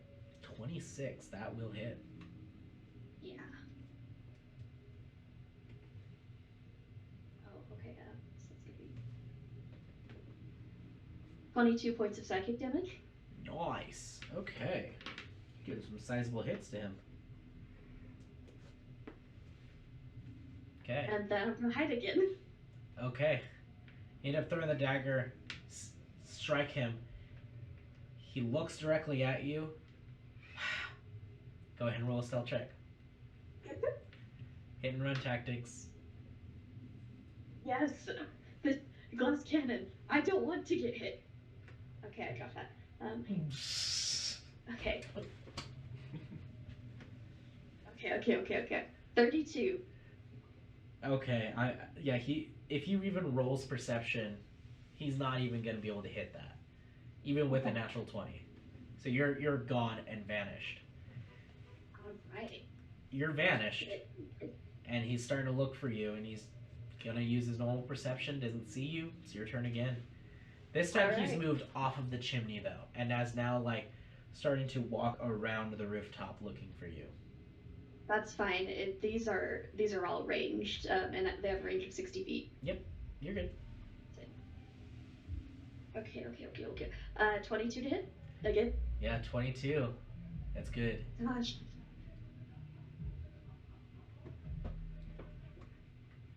So, Okay, 20 psychic damage? 20. Dang. You're doing some really heavy hits on him, and every time you hit him, he started off like, okay, I can get your damage now, and now you keep hitting him, and now he's starting to be like, all right, where are you? Do you surrender yet? You speak out. Yeah, There you are. And looks over. I'm gonna hide. Okay, roll a stealth check. I just go, I'll take that as a no. So it's another ridiculous roll. And then, Are you Yeah, adding your 31. psionic die to these as well? yeah, Oh my gosh. so that's 31. Yeah, doesn't see you. But you end up looking at him, and now he's starting to look a little frustrated. Alright, you want to hide? Yes. Let's see if he I can hide do. from me for long. And you see his eyes, the flame, flare up. Go ahead and roll me a d20, please. What? You cheating. 4. Okay. You see his eyes flare up, and him drop the sword. And you see instead he puts his hand in front of him and just grabs, and you see is this great sword appearing in his hand as he just He's an expert boss. He's got multiple forms. you see he goes ahead and just leans forward and jumps forward like in a full dash directly towards you, and you see glowing around his eyes. Seems like he's sensing your aether. Oh, that's cheating. Runs forward Wow. with the sword and appears right around the corner and doesn't really see you, but he's like looking around you. Like he doesn't see you directly, but now he's like looking at like the shape outline of you and just going, there you are, and is gonna go ahead and swipe against you. I'm probably going down this round. I will uncanny dodge this. Okay. Please. That is not gonna hit. But I don't uncanny dodge it. As it 'cause goes he ahead missed. and hits down right above your head, looks down directly at you as now you like realize, oh no, this is not good, and you see the sword embedded into the stonework. Looks down at you, lets go of the blade, and then grabs solid air again as it reappears again in his palm. There you are. Okay, go ahead, and now it's your turn. I get a bonus action disengage and run. Of course. Okay, you bonus action disengage and start to just. Yeah, I'm just gonna move the 30 feet. I don't know. I just do better with ranged attacks. And then I'll just throw a dagger at him. Okay. Throw a dagger at him. Just. It's not gonna make it. Not gonna hit. Not gonna hit. Okay. You end up It was throwing like it. 14. You throw it, but because you don't have Skulker, he notices you immediately. Yeah. Gets Well, down, he can also see my aether, so. gets down low again and just runs straight to you once again. And She's going, you can surrender at any time, by the way. We don't have to. Oh no, that'll hit. Yeah, I'm gonna uncanny dodge that one instead. Okay. Oh, low damage. That's gonna be 13 points.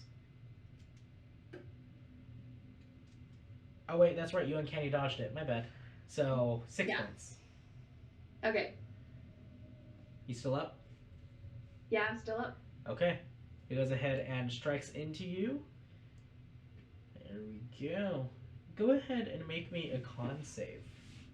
Oh, but I'm bad at those.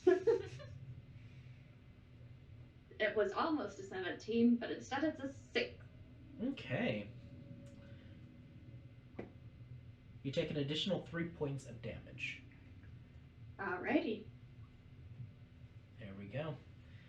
All right, you still up? Yep. How are you looking? On a scale of 1 to 36, I am at 6. Okay. But I'm good. Yeah, you're good. I'm good. You're still fighting, and he's respecting that, so he's gonna keep going after you. She's going like, yeah, you can end this at any time, by the way. Yeah, she's gonna disengage and run again. Okay. And then throw another dagger. Okay, throw another dagger. You're not stealthed. No, because he can see my aether. That's a natural one. You throw the dagger again. This time he just parries it with the sword. And you see the sword is magical. As you see it just slice through this psionic dagger, just turn it into like astral goop before it just vanishes. And he starts just walking towards you. You're the one who has to end this. Do you concede? Never. He's gonna go ahead and run towards you again. And strick. That's gonna hit. Yeah, he'll take me out. I'll uncanny dodge though, just in case. Okay.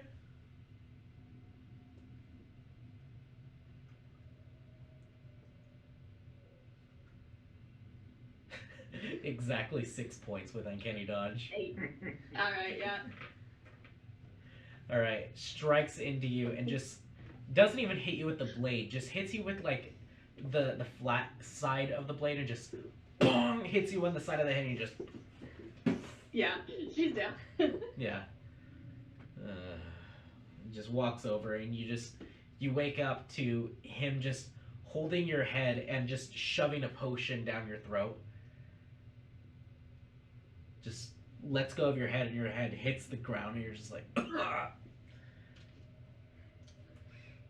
There we go. You're fine.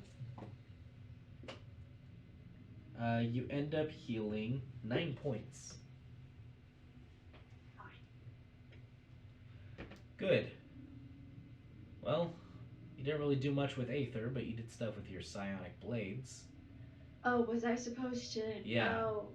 Yeah. Do over. I thought this was more to kind of wake me up before meditation stuff. I mean, sure. That works too. Alright.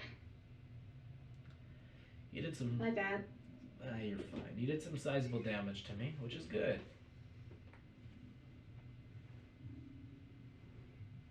As he kind of Cool. like... Ugh.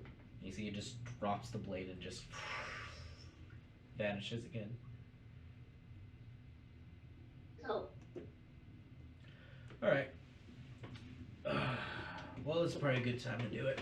He just sits down, crosses his legs, and just. Alright. Meditation time.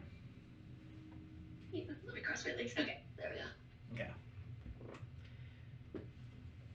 Well, focus in on whatever you want to focus in on, but have your Aether at the forefront. Try to visualize it as best as you can. It's all about visualization and realization of what you want your Aether to do. I don't know what I wanted to do. Well, sometimes your Aether will tell you what it wants to do. Just focus. Try to concentrate. You see, he goes ahead and just sits there, and you see the light within his eyes just fades. It looks like he's meditating as well. And I will focus. Focus. Okay. Focus. Focus. You end up focusing, and it's you're getting a sizable amount of concentration with this. You're just imagining kind of just what Aether might mean to you, and what its purpose really might be. You don't really quite know what Aether is and what it means to you, really. What do you imagine?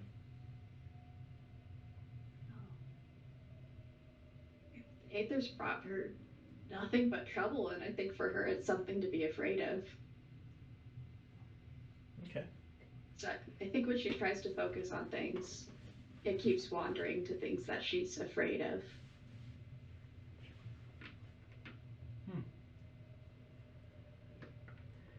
As you keep focusing on these things, there's just things that you can't get out of your head.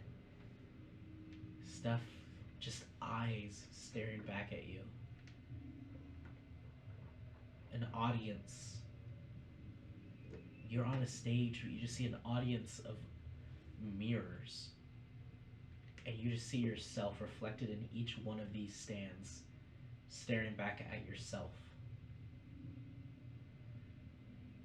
You're just terrified, and every one of these reflections that you see of yourself within these stands of the audience, you just see an eye behind you. You're just, you know it's all in your head. You know you're just imagining this. Roll a d20. 17. You know it's just a vision, and this isn't real at all. This is just your imagination, but it feels like your darkness and your fears manifested. And you're just trying to just not think about it, and you look in the reflection and you just see what looks like spider silk just hanging behind you. Just very, very thin silk strands. You just kind of like, in your thoughts, just imagine Endolin just plucking at these silk strings. It's a lot to handle. Thinking of these visions that Endolin showed you of your comrades fallen and bloodied. Thinking about all these different horrible things.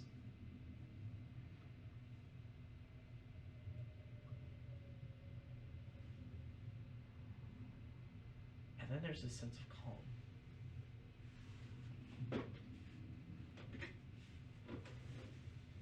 Something feels like it's drawing this darkness from you.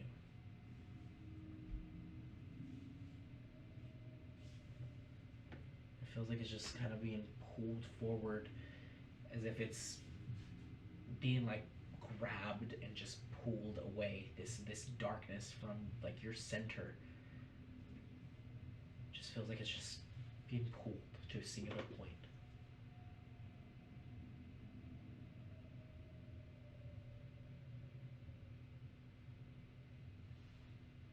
What do you do?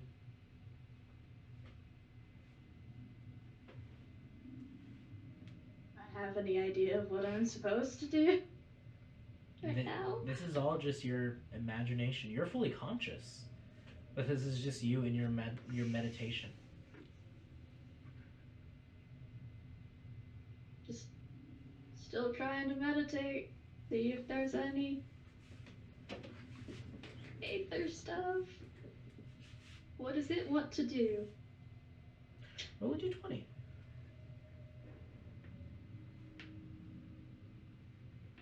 Yeah, that's 6.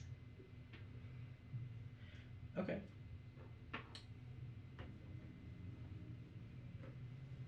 The reflections of yourselves staring back with the eye behind them. You see the eye itself staring intently, but in your reflections you see in one hand this flowing kind of coil around your arm that turns into what looks like these like droplets of large water within one palm, and then the other this light of swirling light in the palm of your hand.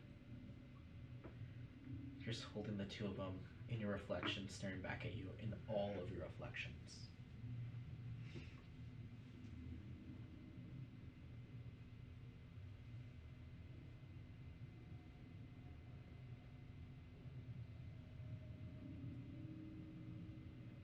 I try to manifest it in the real life. Sure. Go ahead and roll a d20. 11. Okay. You're doing great at this. I don't know, man. I just work here. Alright. As you are now kind of like focusing in on this, your eyes open. And as they open, you're looking at the palms of your hands, and you see that light appearing in the palms of your hands and the water as well. You're focusing on both of them before they both fade. They appeared for just a second before they faded away. I did it. And you look up, and that pulling feeling you felt for just those few moments. You remember Silver's in front of you. You look up real quick, like after you look down, and as you look down, you just see this flash of that green flame once again. You look up and you see his hand is like closing. Almost as if he dropped something that he summoned. And then as your eyes opened, he let go of it and it vanished.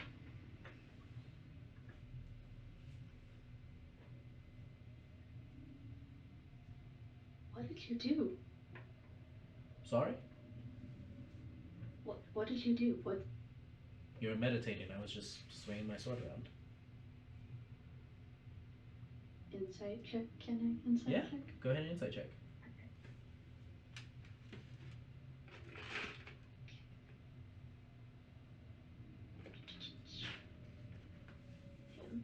It's frozen.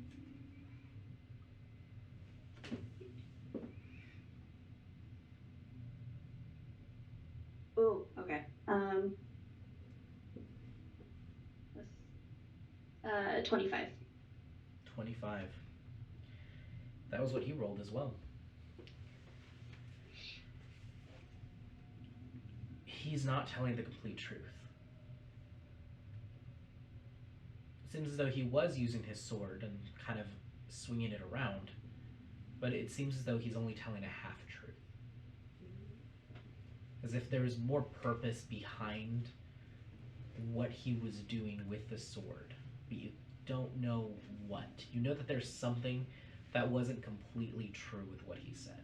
Majority of it is the truth, but something was a little off about it. You can't quite pin what it is, but something was off.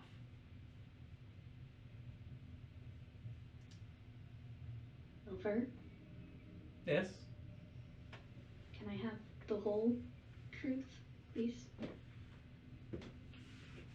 No.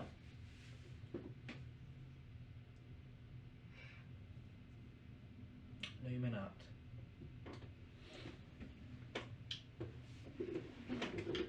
I will say, though, I only have good intentions towards you. Anything I do is for my benefit, but also your benefit at the same time. I'm not against you, Vela. I'm not against any of your party members. Are you in the 22? No. Insight check, insight check, insight check. Alright. Go ahead and insight check. Sorry, I got it. I'm like, dang it. Oh, it's so bad. It's so bad. Okay. Oh, it's still bad. What's your total? His passive's gonna be so much better. I rolled a 10. Yeah, I mean, you know that he hides stuff, but he seems truthful. Oh, that's so suspicious of him.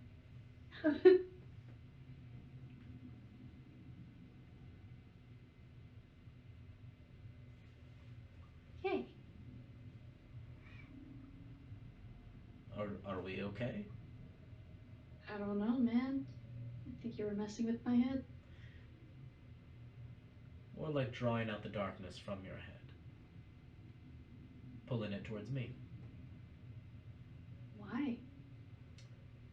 Well, because you can't focus if you have too much darkness, can you? No. Well, there we go. 15. Well,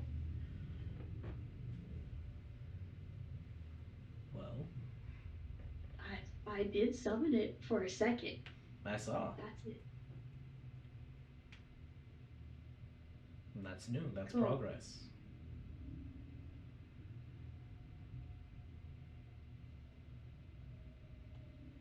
Cool.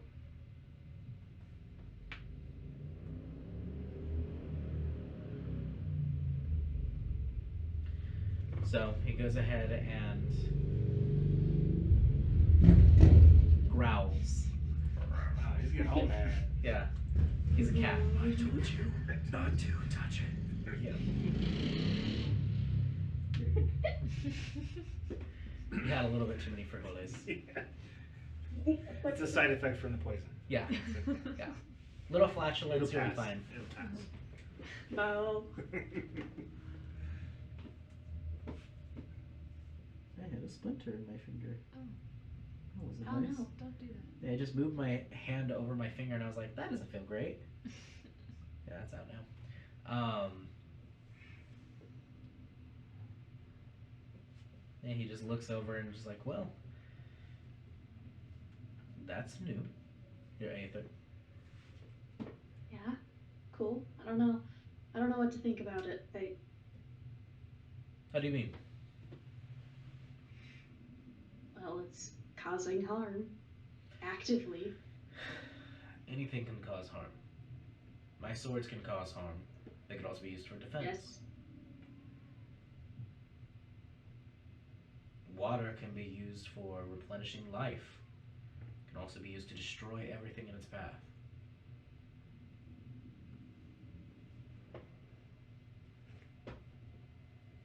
Your power is what you want to do with it. If you want it to be a torrent that cascades and destroys everything in its path, then, and you visualize it as such, it'll start to manifest. as such. But if you manifest it and visualize it in a different way, as a way to be used as a tool for you, to strengthen you, to help you grow beyond whatever this curse is that you might have, then it'll start to take on that form. It's up to you to visualize it, it's not up to me. But if you keep thinking of it as something that is there only to persist and take you over and destroy you, that's what it'll do.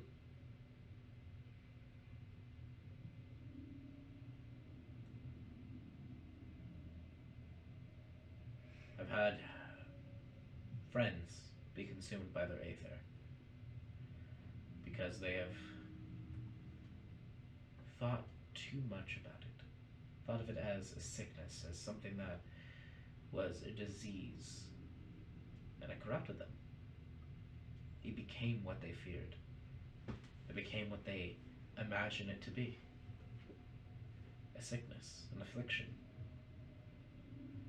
necrosis, killing them.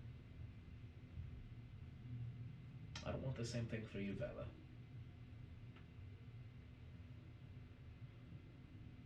Don't manifest it to be a weapon against yourself. Are we good? I'll work on it. Good. That's the first step. Do you want to continue training? Or Alright. Let's continue. He goes ahead and stands up. Now let's start to channel. And he starts to channel in aether. And you watch the aether he channels. In one hand, you see this arcing of energy.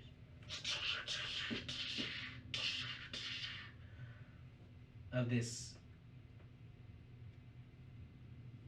vermilion energy, like lightning, just started to arc off of his arm. And you watch his other, as he brings it around, you see this shadow around his hand. As he merges the two together, you see he goes ahead and puts his palm up forward, and you watch this darkened energy just torrent out from his hand as you see it strikes into the earth above you and strikes in, and as it does, you watch as all of these pulsings hit the other rocks, turning it into just dust. Which you would imagine, because it hits hard and starts to create boulders and rocks that fall, but just turns it into just dust. Thinner and smaller than sand. As it just breaks it down completely.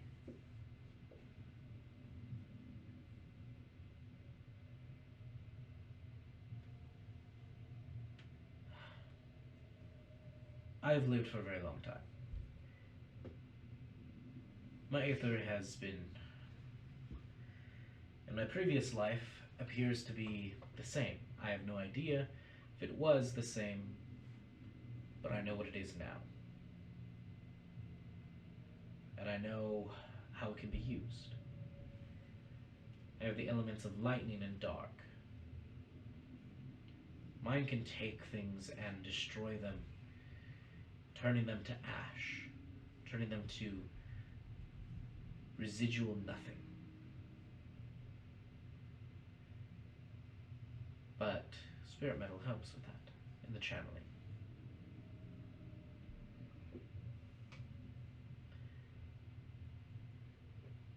There's a lot of history within this continent of darkness and malice,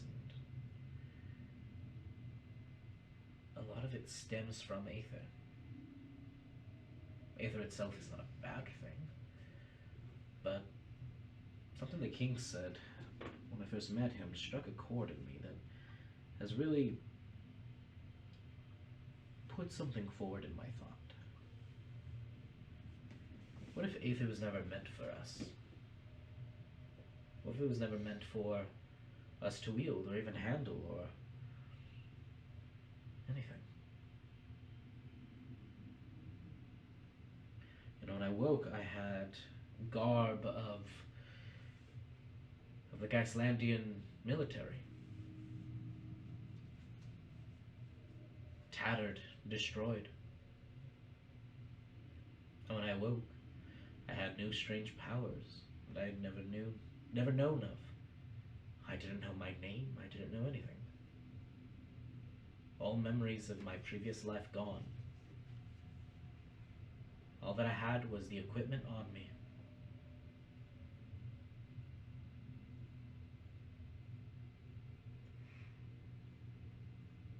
So yes, it has been a thought of what if all of this was an accident and it wasn't meant for us. It would explain why it's so volatile and hard to control. Arcane is meant for the mortals, it's meant for everyone. Mortals can produce it easily. There are some who produce it through song, others who produce it through their innate magic within them. Others who can study it to the extreme, to where they're able to cast it themselves. All of it is extraordinary. But Aether seems to be something that is with nature yet against it at the same time. Who's to say we're even supposed to have it?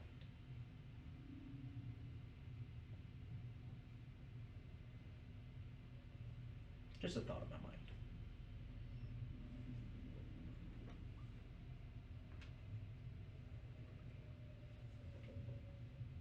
So what about you? What have you thought about it? Other than that it's evil and it's gross. I don't think it's gross. I think it was responsible for killing someone. So is the sword.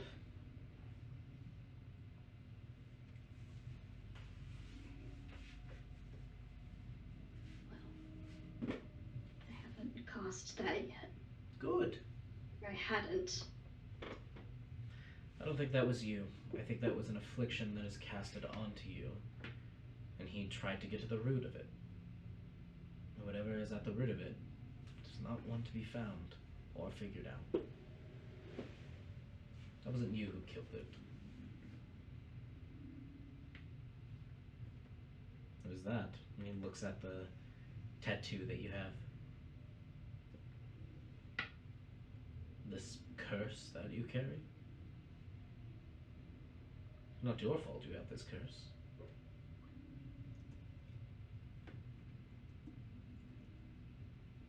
It's not your fault he died.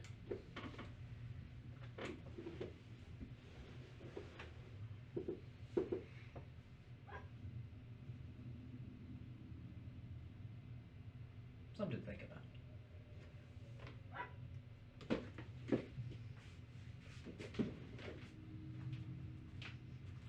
Let's keep training.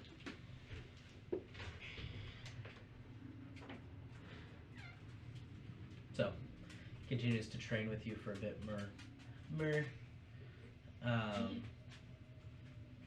Yeah. Nice. Okay. Nice. As you guys continue just training and doing some more, we're gonna take a break.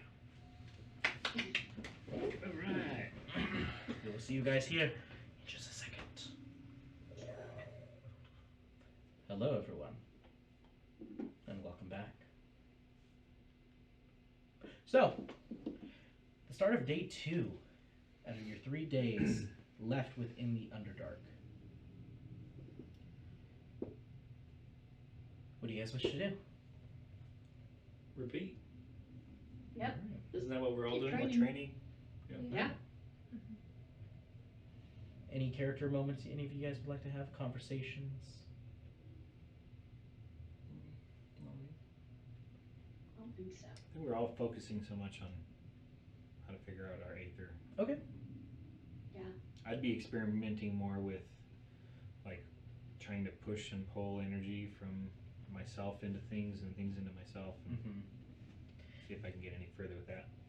You get further in the sense of you understand more of a direction you can go, not in further in of like, yes, you have more control over it, but more you have more of a visualization now, which is key.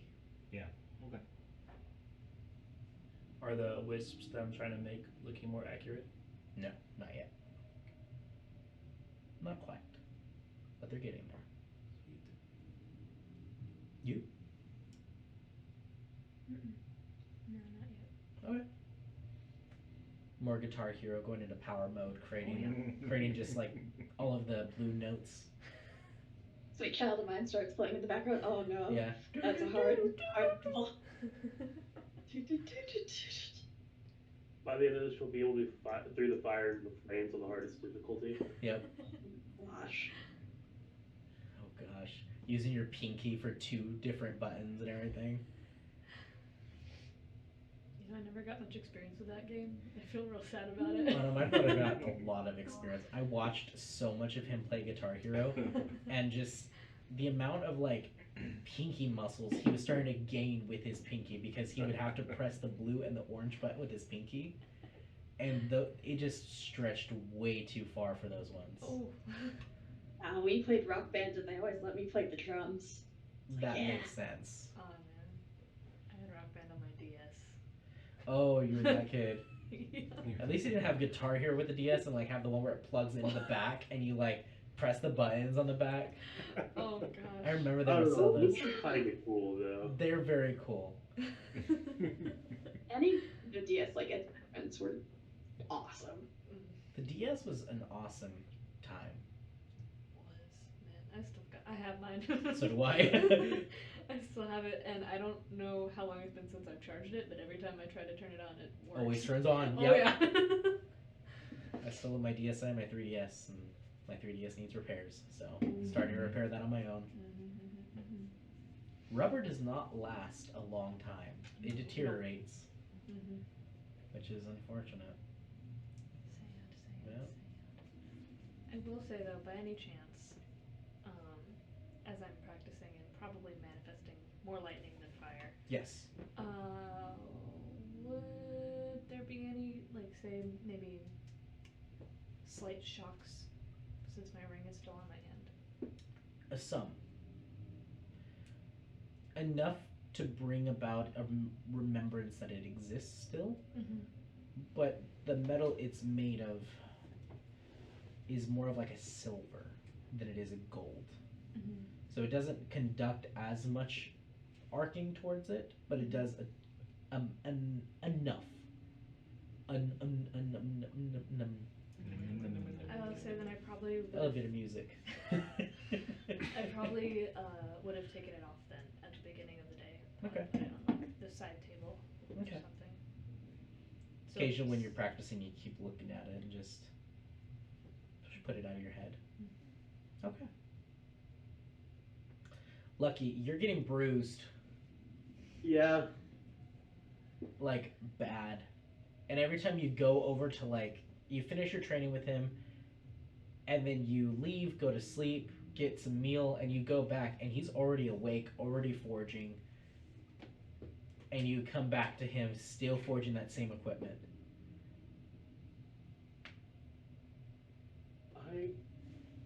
On the last day, if he's still forging it, I'm gonna ask him about it. Okay.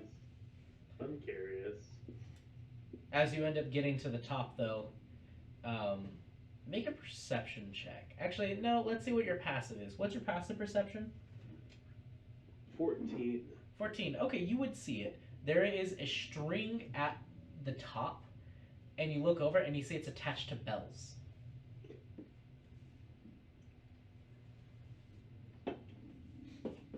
I'm just gonna hit it. Okay. Ends up making a bunch of noise, and as he... Good, you're here. claps his hands and smashes his fist into the anvil, and everything shifts again. All right. Now we will work on me punching you today. Okay. And as you continue training with him, today's going to be another bruise day. You're definitely going to dislocate something. Rage through the pain. Rage through the pain. Daw, you're focusing a lot and kind of pushing and pulling, kind of creating this connection of a cycle of sorts. It's tough, but you are starting to get somewhere with it. Okay. Your aether is developing among everyone else's. Cool. Susie's doing nothing at all because nothing at all. She's painting her nails pink. Yeah. And putting gloves on to hide it. Yeah. Those East Coasters. Mm-hmm. So, as you guys are now focusing in on us. Oh, you said that healing would help his tattoo heal faster. Yes. So every night I've been like laying on hands in his back. Okay. Helping him out. It's helping. It's helping seal like the open wound side of it. It's still going to be very raw and sore, and your body is going to have to still get used to having metal in its body now. Yeah. But it helps. Alright. And day 2 comes to a close. As day 3 starts to roll around, you guys are all still kind of in this weird state of anticipation. And it's breakfast. As everybody rolls into the halls, and you see the king is sitting there. And the table, which normally only has like a few different people at it, is completely filled. There is enough seats for all of you. I will say I've glamored myself to not have wings. Okay. Let me just find the page real quick, because my notes are everywhere. On the previous page. Would my back be like healed enough where I could wear my shirt, my vest? Yeah, it would be healed enough for that point. Does he get a chair with a back to it, or still a Yes, you would get a back. Do I sit against the back? Probably not. But I have one. You have one. You probably just wouldn't want to sit against it right now, though, unfortunately. Where is that note at? What'd you do with it? Stole it, man. I stole it. So, you see, in the king's position, there are 2 seats there. And you see that there is the king who you have talked with before, and you see a woman in a similar regality sitting next to him.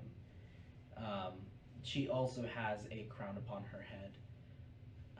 This one is where his was had the different spires on it. Hers just has 3 large spires, and it's more of like a tiara formation almost. But it has this one large spire and then these other 2 spires that sprout out from the side of it that are slightly smaller than the center spire. She is also drow. You see, sitting there is an elf that looks like they've lived their life for a bit, and she kind of has her hair up in a like a bun, like a really tight bun. You see just like that stark white hair of the drow. She's dressed very nicely, but not full regality. But very nice clothing. Sitting across from her is an elf that looks slightly older than her. He's dressed in a similar fashion, but with him, he looks like he has a bit of regality as well behind him. And you see, in total, there are 9 drow, not including Amanda, sitting at the table. Well, technically 11 drow, not including Amanda, so 12 in total. You see the entire Mystara family household, as you guys now have seating not so close to the king, as those ones are already taken. But it appears as though the ones at the head of the table are the king and the queen, and as it goes further down, the age progression gets younger. And then us. And then you guys. So, the ones sitting there, you guys end up walking in, and the king, he's dabbing his mouth as you guys enter in, and there are Arcturus is waiting at the door for you guys to all arrive first, and then lets you all enter in at the same time. And as you all enter in, he looks out towards the room and just kind of bows his head. The soul survivors are here for breakfast. Thank you, Arcturus. I appreciate it. Welcome, friends. Welcome. Please grab a seat. You guys all sit. And we do. Well, this is my family. I don't believe many of you have met them all. Please introduce yourselves, children. And you see one of them pull out his chair and stand up. Hello, I am Calavandrus II. Pleasure. Sits down. Another one sits up. Hello, I am Druth. I am the second born. Pleasure to meet you all. Sits down. I already met you guys. Klein. Cowler also stands up. I also met you guys. Sits down. You see another one stand up. Hi there. I'm Ketar. Sits down. Hello again. Done RLF. Nice to meet you all. Sits down. Kella. Your full name, son. Calavandrus Mystara III. Thank you. Another one stands up and she just goes, hi, I'm Drew. Watch your pockets.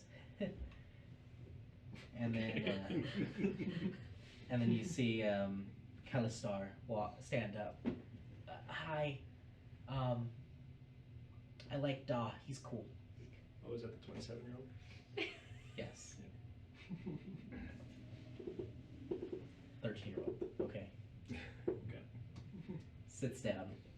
And hopefully I'm sitting close to him. Oh, I'm certain you are. And then the king stands up. My name is King Calavandrus Mystara I. This is my wife. She goes, hello. I am Queen Drydaris Mystara. Pleasure. And thank you for all taking care of my son. A lot of work. I'm sure it is. And then Amanda just goes, sup? And just keeps eating.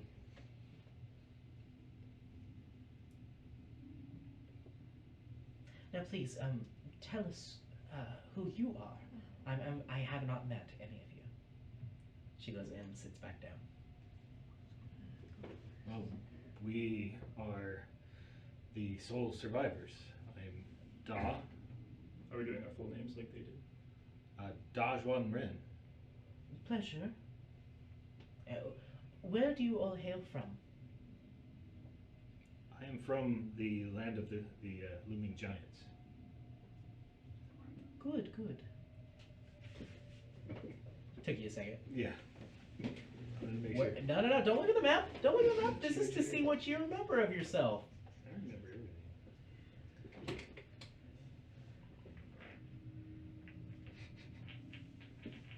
Very good. She just starts looking around. Hi, I'm Cal. From the. I don't know. I'm from a lot of places. From a lot of places, right?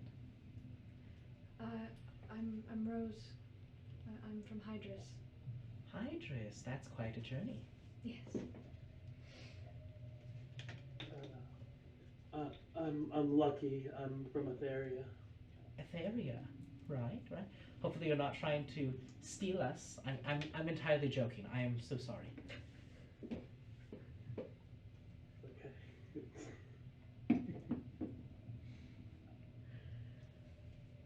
Okay. And you? And she looks at Vela. I'm Vela. I'm from Windera. Windera, nice. And you? Susie? Arkless. Arkless, alright. Well, pleasure to make all of your acquaintances. I am from Zunisha. I have been here my entire life. My grandfather actually was from the surface, but he traversed down into the Underdark a long time ago, and since then has raised us to be down here.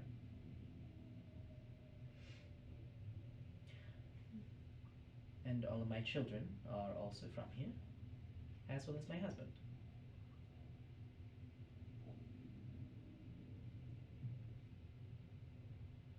Do none of you travel other than Kilivandris the Third, outside of the underworld here? You see Druth speak up. No, I travel above ground from time to time. I handle the scouting above, and Kilivandris handles the scouting below. And she looks across the table to the eldest son. He delves deeper and deeper in. He actually just came back from your journey, didn't you? He goes, yep, I did. We delved down deeper into the Underdark. We actually found some interesting crystals as well. He looks over at the king. I did not report this to you sooner, but we found Drake's soul crystal clusters down deeper in. The Drake soul clusters? Interesting. How many did you find? We found a total of 16. 16 clusters. Well, I believe we can give one of them to these fine people. Don't you think we can spare one? And you see he's just kind of... Yeah, we can spare one. What are these crystals? They are, they're called the Drake Soul. They basically hold a significant essence to them. If you're in dire need of a boost with your aether, it'll help with it. Although too much use of it can produce drawbacks. But if you need it in a pinch, it'll help. So just another shard. So, does it act like the shard that... No, been used? not to that amount. That shard is being analyzed currently. We've found that it does house many trapped souls within it. I'm not too sure if those are souls of the spirits that exist throughout the world, or they are actual souls of other Aether users. That much has been yet determined. But it does house many souls within it, and use of it does burn the souls as well. Ben is recovering slowly. It seems as though the overexertion of using his Aether actually damaged him more than magic can help currently. So that's going to be natural recovery, most of it, because magic cannot heal those Aether wounds. We hope he heals quickly. He's been That's the hope as invaluable well. to our party. And I kick whoever's next to me and say, "Shut up! Susie. Don't bring up the rope." You end up going to kick Susie. You kick Amanda's boot, and she just looks up at you with daggers. Sorry. What were you saying, Lucky? Would we be able to visit Ben before we leave? Yes, of course. He's conscious. Feel bad now. We haven't visited. No, don't feel too bad. He just woke up yesterday. Feel a little bad. Yeah. We should after breakfast maybe go see him. Yeah, So we probably. travel today. Later today, yes. What do we need to do to prepare for that? For that, all of you soul survivors, please come to my private chambers in a few hours after breakfast. It'll give you time to go talk to Ben, and once you're finished, head on over to me, and we will discuss what happens next. You know of our desire to go on the ancestral journeys. That is a part of the conversation. I see. We'll save it till then. With on to my question. Oh, me.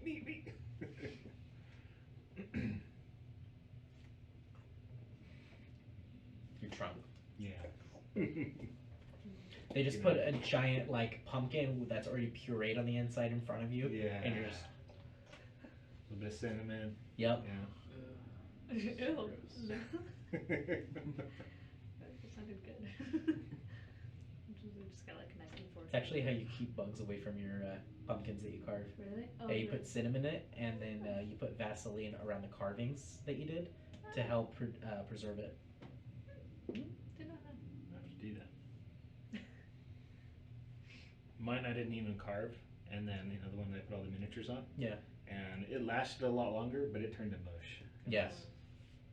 That's pretty bad. So what did you do with the miniatures? You throw them all No, away too? I pulled them all out and cleaned them. Oh, okay. I'll use them for something. Yeah, now we have witch and skeletons. That's that witch sound. Did you like it? That's Endlin.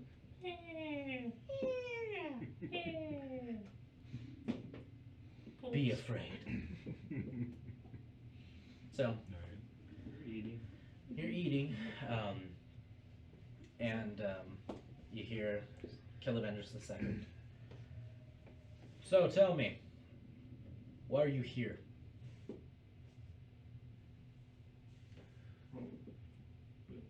Is he asking somebody in particular, or just? He's asking the group. We were summoned to breakfast. No, why are you down here Oh. in our kingdom? Why are you here? You're not from here. You're above. We came with Amanda. We met her above ground. We've all been affected, as you know, by this explosion, Mm-hmm. and we are trying to find a way to stop that power that's being harnessed that way. As you see this shard with all of the souls in it, or the spirits. All of us were drawn to this generator for different reasons. My question is, why have you brought this here? None of this affected us above. We are below, far below. And you brought this shard. You did. And he looks at Amanda and points at her. You brought this shard and them, outsiders, here. So, outsiders, why are you here? Well, I wanted to come here so that I would learn how to use it the correct way and not for an evil way. So are you saying that you are intrinsically evil? No, I'm saying if I had a teacher from above, it would most likely be evil. We all nod.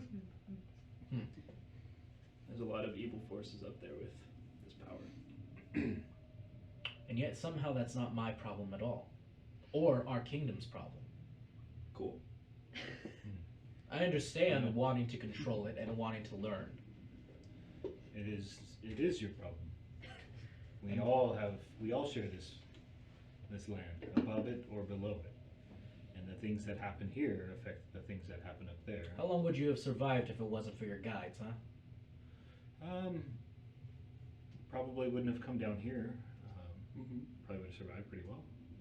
Maybe not have gone so far, and we definitely helped the guides as well. And I look at Amanda for reassurance.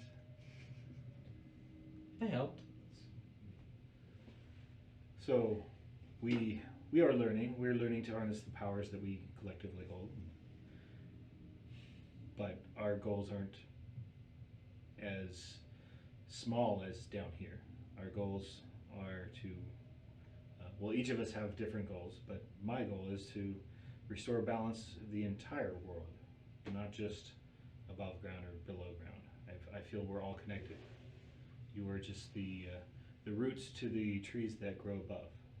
You're just as powerful and important, but the trees above take in the area, the essence around it, and those get drawn into the roots. And if that essence around it is damaged or poisoned, you will feed on that poison. Make a persuasion check. That's really good. 3. You rolled a 4. Yeah. Right. It's just very interesting to me that outsiders who were a part of this felt drawn to come down to our civilization specifically, to use our forge, learn our secrets, learn our doctrine, and are just as readily going up to the surface, where you have our knowledge, and yet you bring problems to our village as well. With all due respect, sorry, we were asked to come here, and then we were asked to leave. We have only been doing what we were asked to do. Did you have to come here, though? We were following advice because we were lost, and there were people who knew more about it than we did, and that's how we found our guides. You just Yeah, hear across the I table. got. Sorry, continue. I was stabbed in the back by your dear brother, which kind of led to everything else happening. You just hear across the table. Now, everyone, please calm down. And you see Druth speaking. Everything is high in conflict currently. You all have done well and have done right by our family, as well as our younger brother. For that, we thank you. There is suspicion, though. There is a confusion and a wonder. Calavandrus only wants to protect our family and the civilization in which we have built.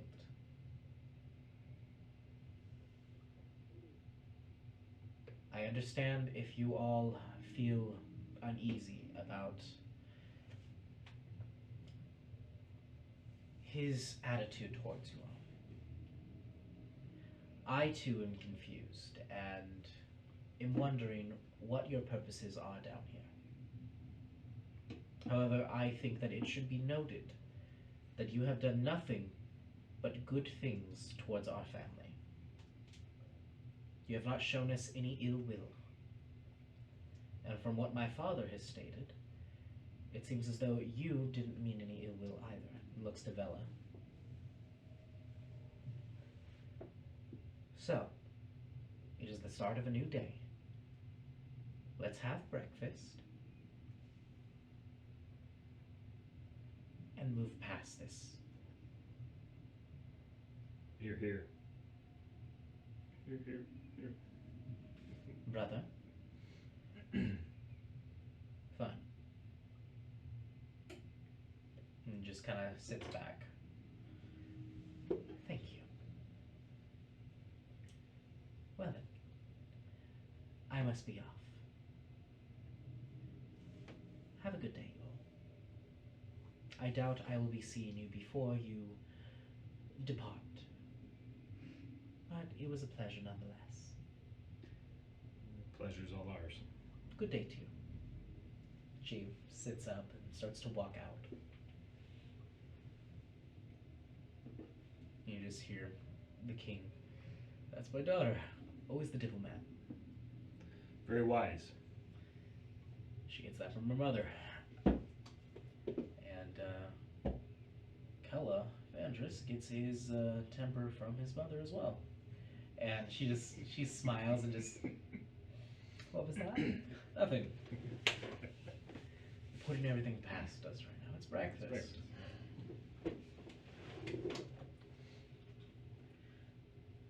I'm not hungry anymore. Kella Vandris pulls out his chair and starts to just walk down the halls. Can I be excused too? Kellistar raises his hand. Yes, everyone is excused.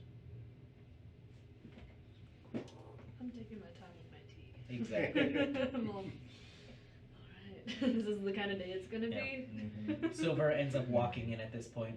Is the party over? Oh, you missed it. Oh. Who yelled at who? Was it Kellavandris again? Yes. Ah.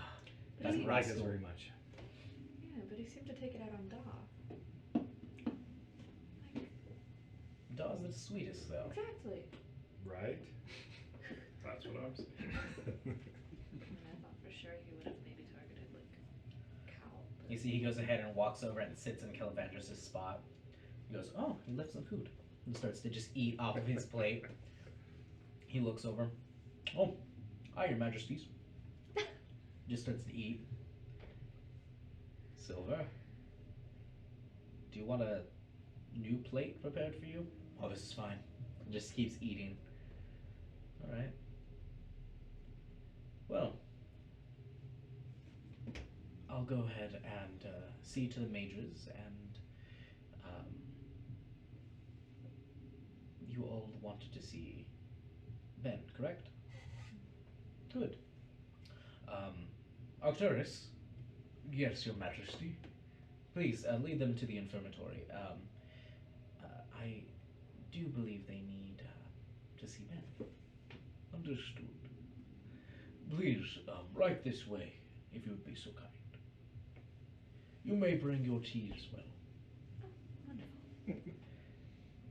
You see Silver is just like shoveling food in his mouth. I'll catch up with you guys later.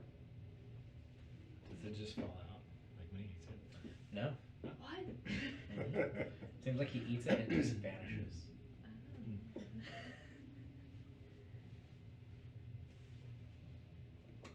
If he ever gets a broken bone, he just drinks a bunch of milk and just melts it. You know, That's his healing potion. I had a bone cyst as a kid, and I really thought that was gonna help. Nice. That's how, like, exactly how I pictured it as a Yeah. kid. It's like, I'll just drink a lot of milk and calcium. Yeah, you'll be fine. Calcifying the bloodstream? Yeah, that doesn't matter. I'm fine. So, you guys end up getting all of your stuff ready and heading on over to the infirmary. As you guys are heading there, the doors open, and it's a separate building. It's a separate wing to the manor itself. You guys end up walking inside, and you do see that there is a few drow in there that are like in like bindings and like slings that are just kind of like watch you guys walk in, and Arcturus just looks at them and they just kind of look away, and kind of leads you all in through the halls and leads you into this private room. A door. Benjamin? Yeah, Arcturus. Hey, did you happen to bring the thing I talked to you about, or because I'm really needing it? And the door. Oh, hey guys. Hey. What did you need? Is there something we can get you? Wait, yeah. No, I'm good. Nice to see you guys. And you look Insight check. at him. Go ahead and insight check. 9. 9. You have no idea. Maybe we misheard him. Yeah. It's a little muffled. You look over and you see he's like in the bed. His leg is like propped up, and you see he's just covered in bindings and bandages. You see like half of his face and like part of his eye is just covered completely. He is in a bad shape. You see that there's all kinds of like splints on like every like one of his fingers and on his toes. He is not looking good right now.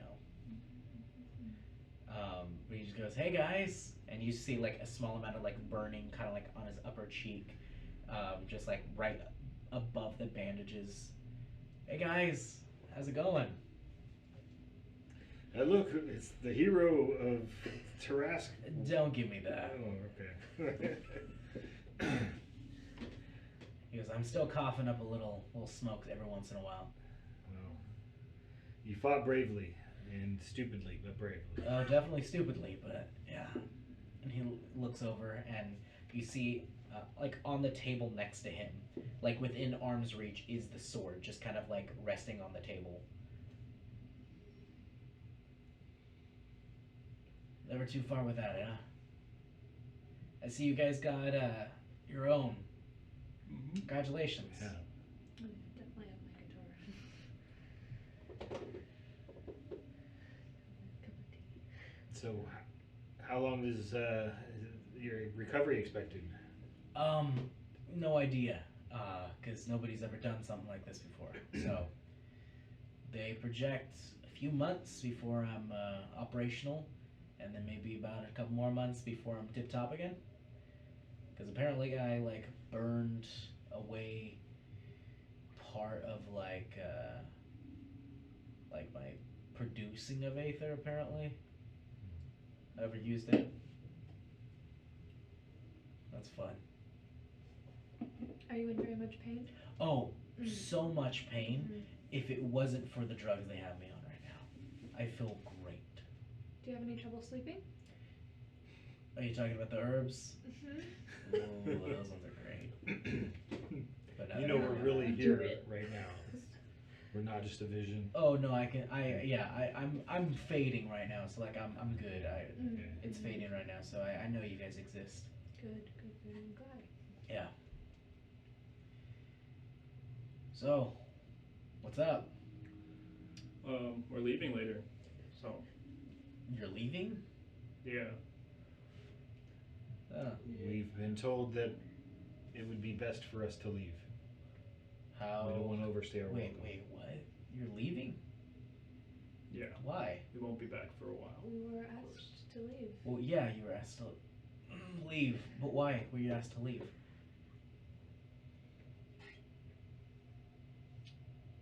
We are perceived as a threat down here. Yeah. Calavandris was none too kind about it either. We got our first. Aether in a weird Yeah. way. They don't approve. Calamandris the First has always been just the worst. He seems like it. Rose. Yeah. Yeah, no, he's First ever is the since I worst. got here, he still hasn't liked me. So don't take it too personally. Like everybody. They did give us a Drake soul. Yeah, they gave you one of those shards. Cluster. Yeah. Yes. Wait, who gave you it though? The first, the worst. Was it Calavandris? Yeah, same guy. Same guy. The king? No, the guy that was mad at us. That's the second. No. Yeah. The second. Yeah. This is true because there's a third. All right. Yeah. Yes.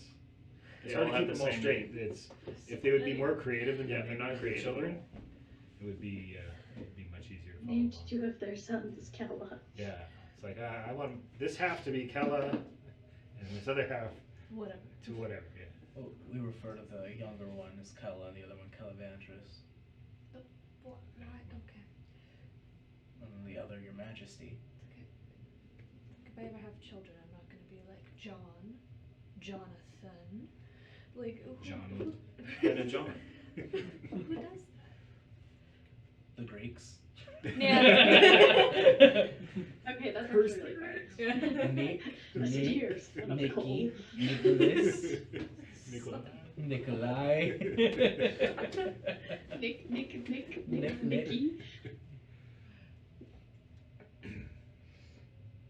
Well, after that. Well, it would be. I mean, it's a sad parting for us. I think I speak for all of us in saying that we wish you could be with us and go with us. Yeah, that'd be great, but kind of. He looks at all of like, No, there's no way we're considering bringing you. You are staying. I'm not carrying you again. thank you. That was really uncomfortable Yes.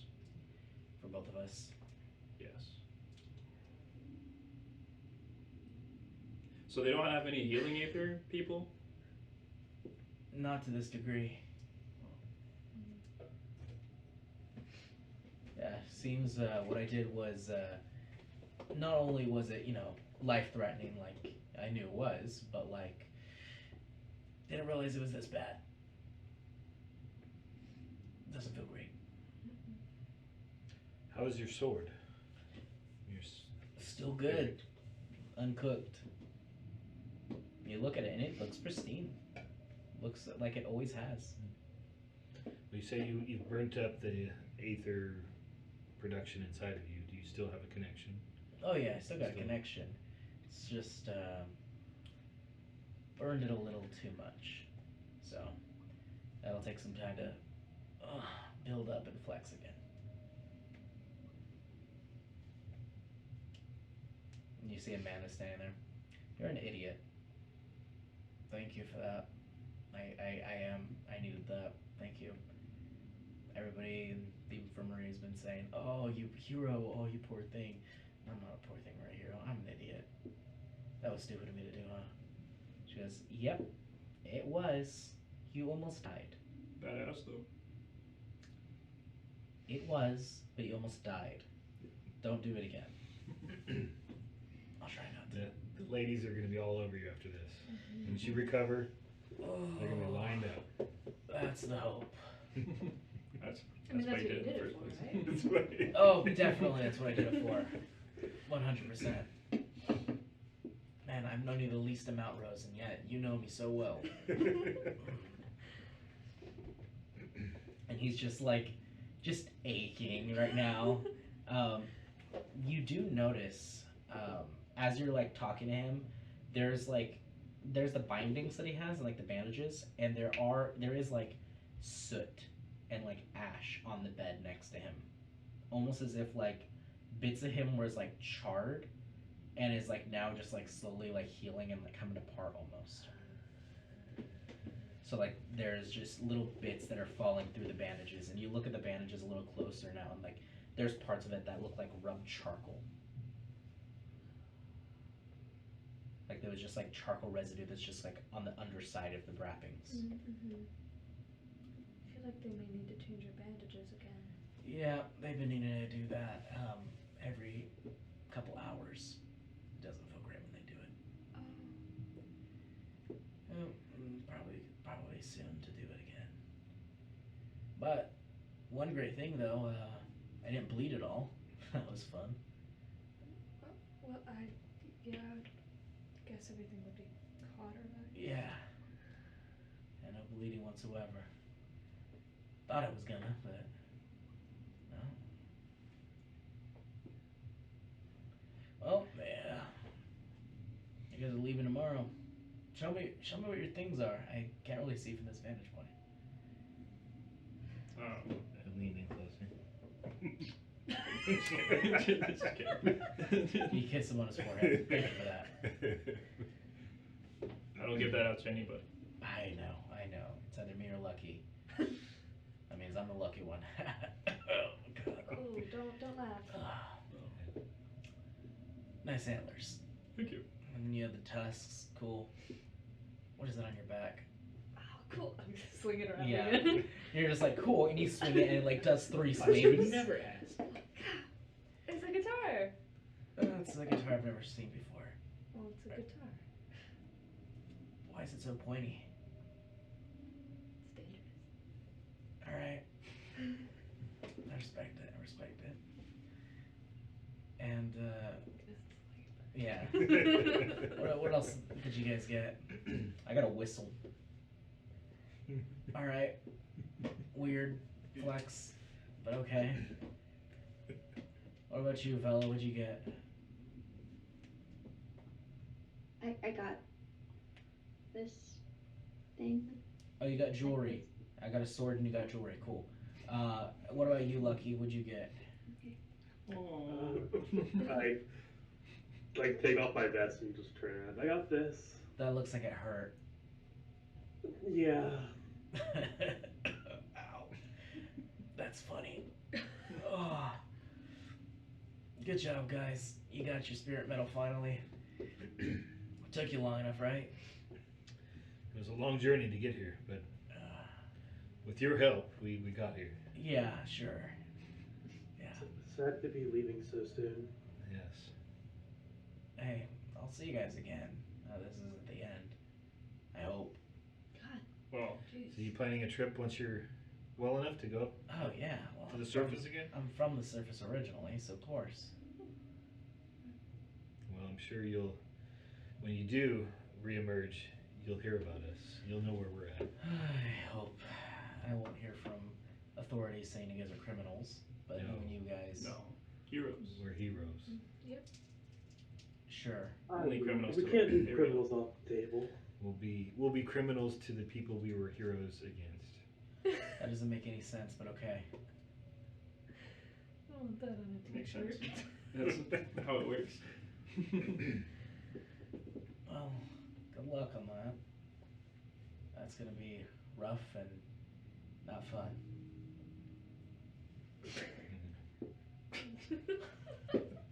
He just looks over at you. I'm like Something funny? trying so hard. I'm still thinking about that. About what? It's the dumbest thing I've ever heard. But it makes sense, right? Only criminals to the people we're heroes against. Yes. We'll get that on our I shirt. want that on a t-shirt. Yep. Yep. Yeah, we need fan art, guys. Oh my And you god. fart. That, Yep, like, fart. that actually killed me. It was just one of those things where my brain just kept like replaying it and I was like, oh no.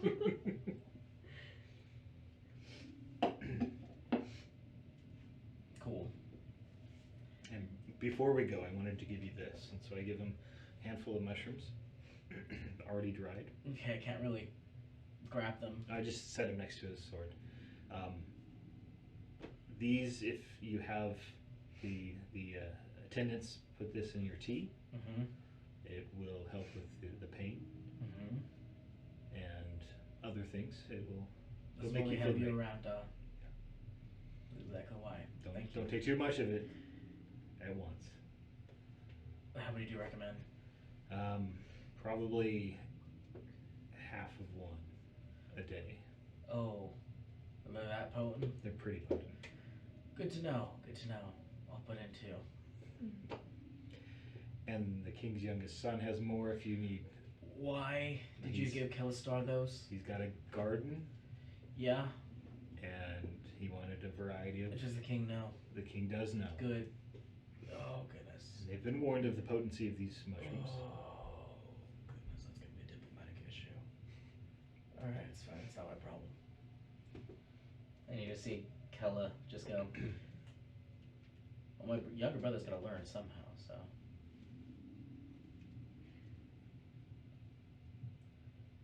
Well, I need to get these bandages changed, so get out of here, please. Yes, we will leave you to that. I like seeing you guys. Thank you. Appreciate it. Maybe next time we see you, you'll be standing again. That's the hope. Hopefully I won't just be standing, but I'll be standing with a cleansed blade. That'll be cool. Can't wait to see it. Yeah. No more burning rope. I'll kill you. I'll get you. Once I'm standing again, I'll kill you. Good. I look forward to the day. Look forward to it, alright? See ya. I just picture him going. Yeah. Yeah. See ya. A little whiff of smoke comes out. Yeah. 10 seconds after the man says, "This isn't the end." Yeah. He goes ahead and pulls a cinder and just turns to ash and just. Not again. I don't feel so well, Mr. Stark. Don't you dare. You don't get to do that. Abram did it first. Yeah, start. Oh, I Feel didn't so hear well, you. Mr. Dog. I don't feel so well, Mr. Dog. Mr. Wren. Zhang Zhang. So, you guys end up leaving, and Amanda and Kella just go, you guys go on ahead. We're going to catch up with him for a little bit. So, you guys, I'm assuming everybody leaves? Yeah. Okay. To the king, Collect right? our things. Oh and yeah, the king. Yeah. Go meet the king. Oh yeah. Are we leaving now after the king? Yeah. Or are we leaving tomorrow? Most likely, I mean, both are after the king regardless. Are we all seeing the king together then? Yes. Okay, so then, like, we're not stopping by our rooms. No. So I'm going Okay. to glamour the ring back onto my finger, and I have my wings again. Okay. Whoa. Sounds good. They're back. Whoa. Well, they How were do you do always. that? Whoa. Oh, Oh. it's this necklace. Oh, so you have the wings because of the necklace? No, I have the wings. Just that's imposter. me. I can just kind of. You're change- changeling like Al. No. Confused. It's Well, just the necklace. She probably just hasn't gotten the hang of it, so she's using a necklace to help her. The necklace just gives me the ability to be able to change things about my appearance. Interesting. Just like your body does. My clothes allows me to do that. If I dress up like It's a a little well-dressed man, I different. look like a well-dressed man. It is a little different. No magic needed for that. No. Mm. It's different. Yeah, I'm gonna. Can I go ahead and turn into a doll? Sure. I'm gonna turn into a doll and be like, see? Whoa! Wait, can I also turn into Dom? Yes, you may. You just got handsome real quick. Turn into doll with my one use of disguise. Yes, you may. Hey! It's like family back home. Is it? Yes. Great. Two outsiders, we all look alike, so. Oh, I see. Oh, okay. Wow, you guys look amazing. Are they like different heights though? Oh, Oh absolutely. yeah, because they're still the same Yeah. height. You remind me of my niece. like- I like mushrooms. Yep. Mm-hmm. Mushrooms are the greatest. See? Ah. It's I'm just standing there like, it's a simple thing. Trying so hard. Whoa, you look just like me. Really? Oh. No. Yeah, just not the tusks. Just not the tusks. Yeah, that's The it. ears are different, but you know what? You almost got it. Almost. Almost. Almost there. Well, I'm glad that we cleared that up, and I'm just gonna quickly change back Whoa. into myself. It's okay. She It's changes okay. really fast. Yes. So where do you get one of these necklaces? Seems handy. I've just acquired mine throughout the course of my life. I shall look for one. Become a changeling. I can change. And then I change into a. How big of the quarters are we in? Are we like? You guys are walking through the halls right now. So I don't want to You're get. pretty big halls though. I mean, I'm about as big as a horse anyway now, right? You're bigger than no. Bigger than a horse. A horse would be slightly bigger than you are. Okay. You're a big creature, but a horse would be big. Like a pony, you'd be like about the same size like a pony. So I'll Maybe just turn. or bigger. I'll just turn into a mouse. Again. No. Okay. So I'll Just turn turn- into a mouse, and then I'll crawl up onto your shoulder. See? Yep. My little dog. Squeak, my squeak. little dog. What was that? Squeak. Squeak. Squeak. Ah. I'm just gonna like Right. hold you. I poop a little. Yeah. Just on You your shoulder. poop a little bit, but it's like Little in the shape of a little mushroom. mushroom pellets. Yeah. Yeah. Thank you. He's a fun guy. Squeak. Squeak. Wonderful. Wonderful. I'm gonna put you back down on the ground. And I change. Like you transform like backwards, so like your trunk is actually your tail as a mouse. Yeah. So your the mouse tail just like grows and it becomes a giant trunk, and then your ears pop out. Aw. Little mouse. Mhm. You good, Abby? I don't know, man. All right. You end up walking towards the king's chambers.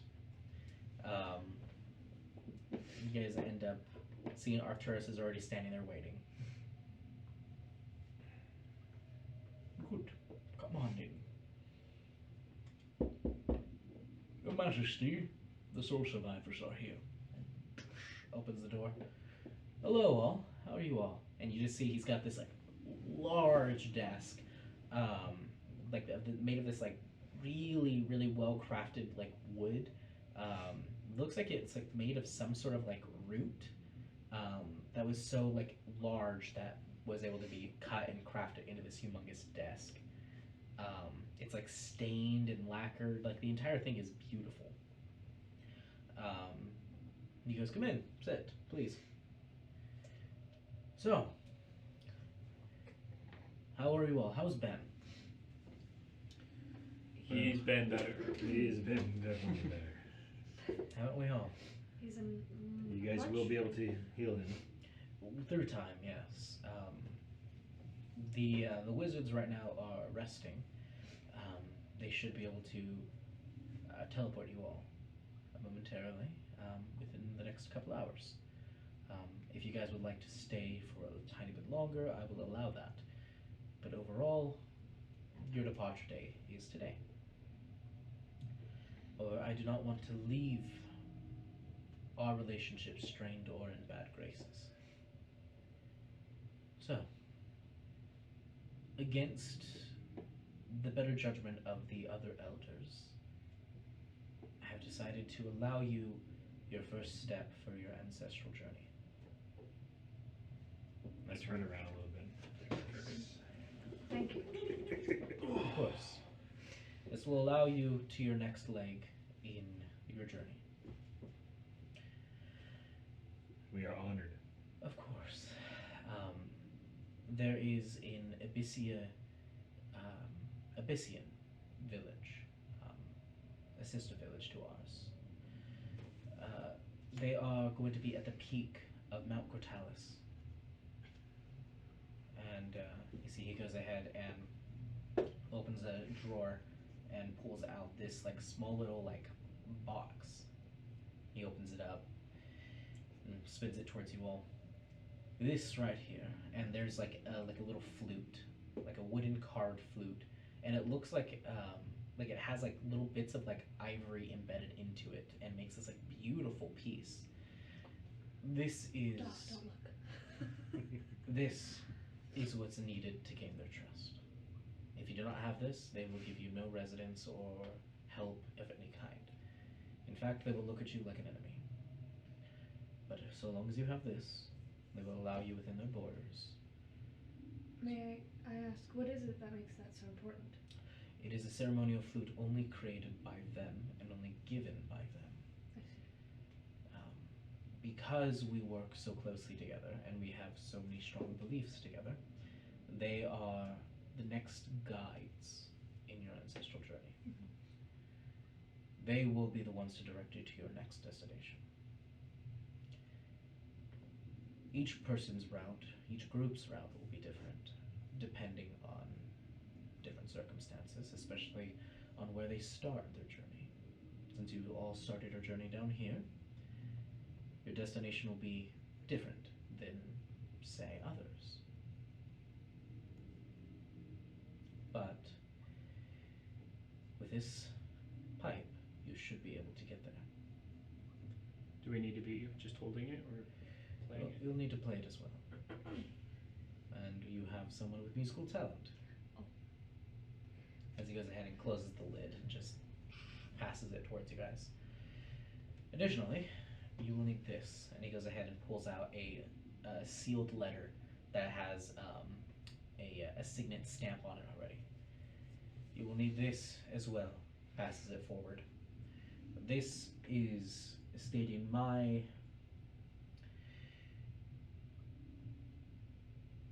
intention for you all to start your journey, and for them to be your next destination. Thank you. Of course. Your spirit metal is also talked about in there, so make sure not to hide it. They have other rituals that will help you see and help you gather more resources. for your metal itself.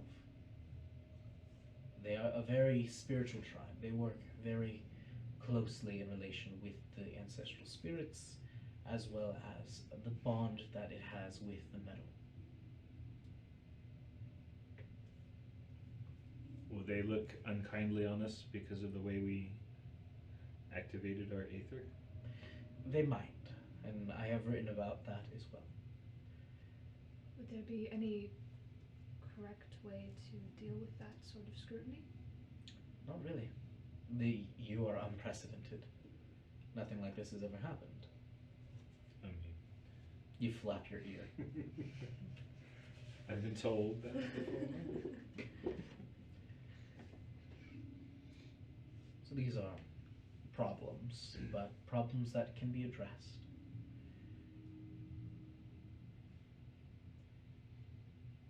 Congratulations. I do hope on that side there are those as wise as you to see past what others see as danger. There are others out there who do not see the world as clearly as I do. I see it from a very historical standpoint, one that does help with it. Is there anyone in that village whom we should seek help from specifically? Yes, the village elder specifically. I'll pull up his name.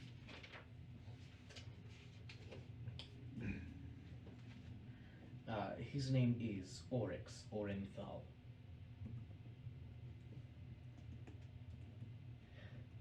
He is the village chief. He's a very old friend of mine.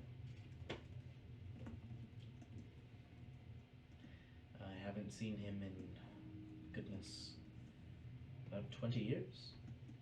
But I have sent others to him, and they have returned, so I have also sent others, and they've left from him, but never returned as well. But he's, as far as I have known him, a stand-out guy.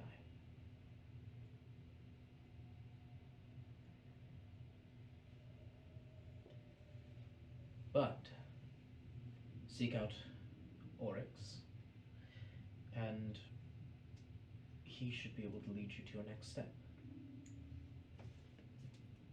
And once again, he is at the peak, near the peak really, of Mount Cortalis. Gortellus? Cortalis. Cortellus. In Abyssia.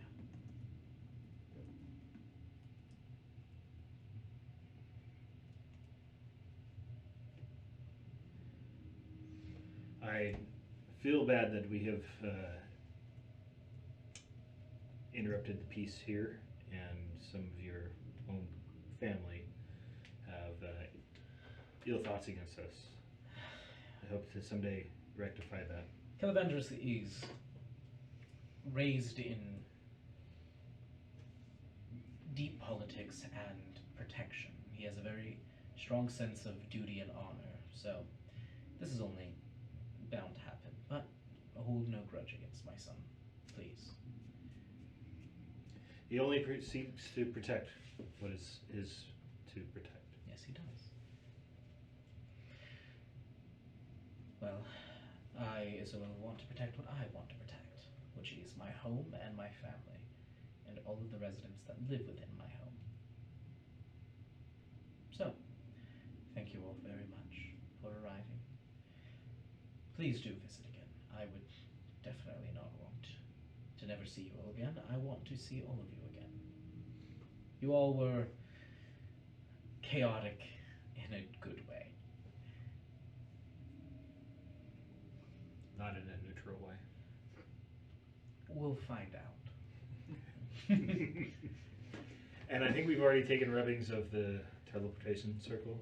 Yeah, at this point, yeah, you would have. So I think that was Augustus was going to do that one-handed. Mm-hmm. Speaking of which, is he staying here? Yes. Augustus is? Mm-hmm. Give me the paper. Oh, all right. And the deal. Put it in the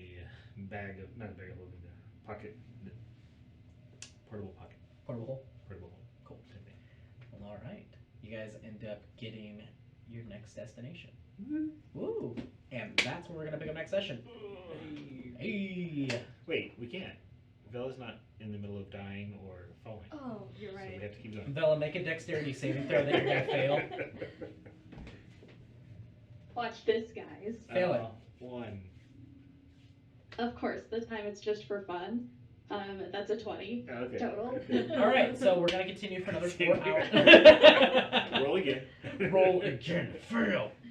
Thank you guys so much for watching, and we'll catch you guys next week. Toodaloo. Bye.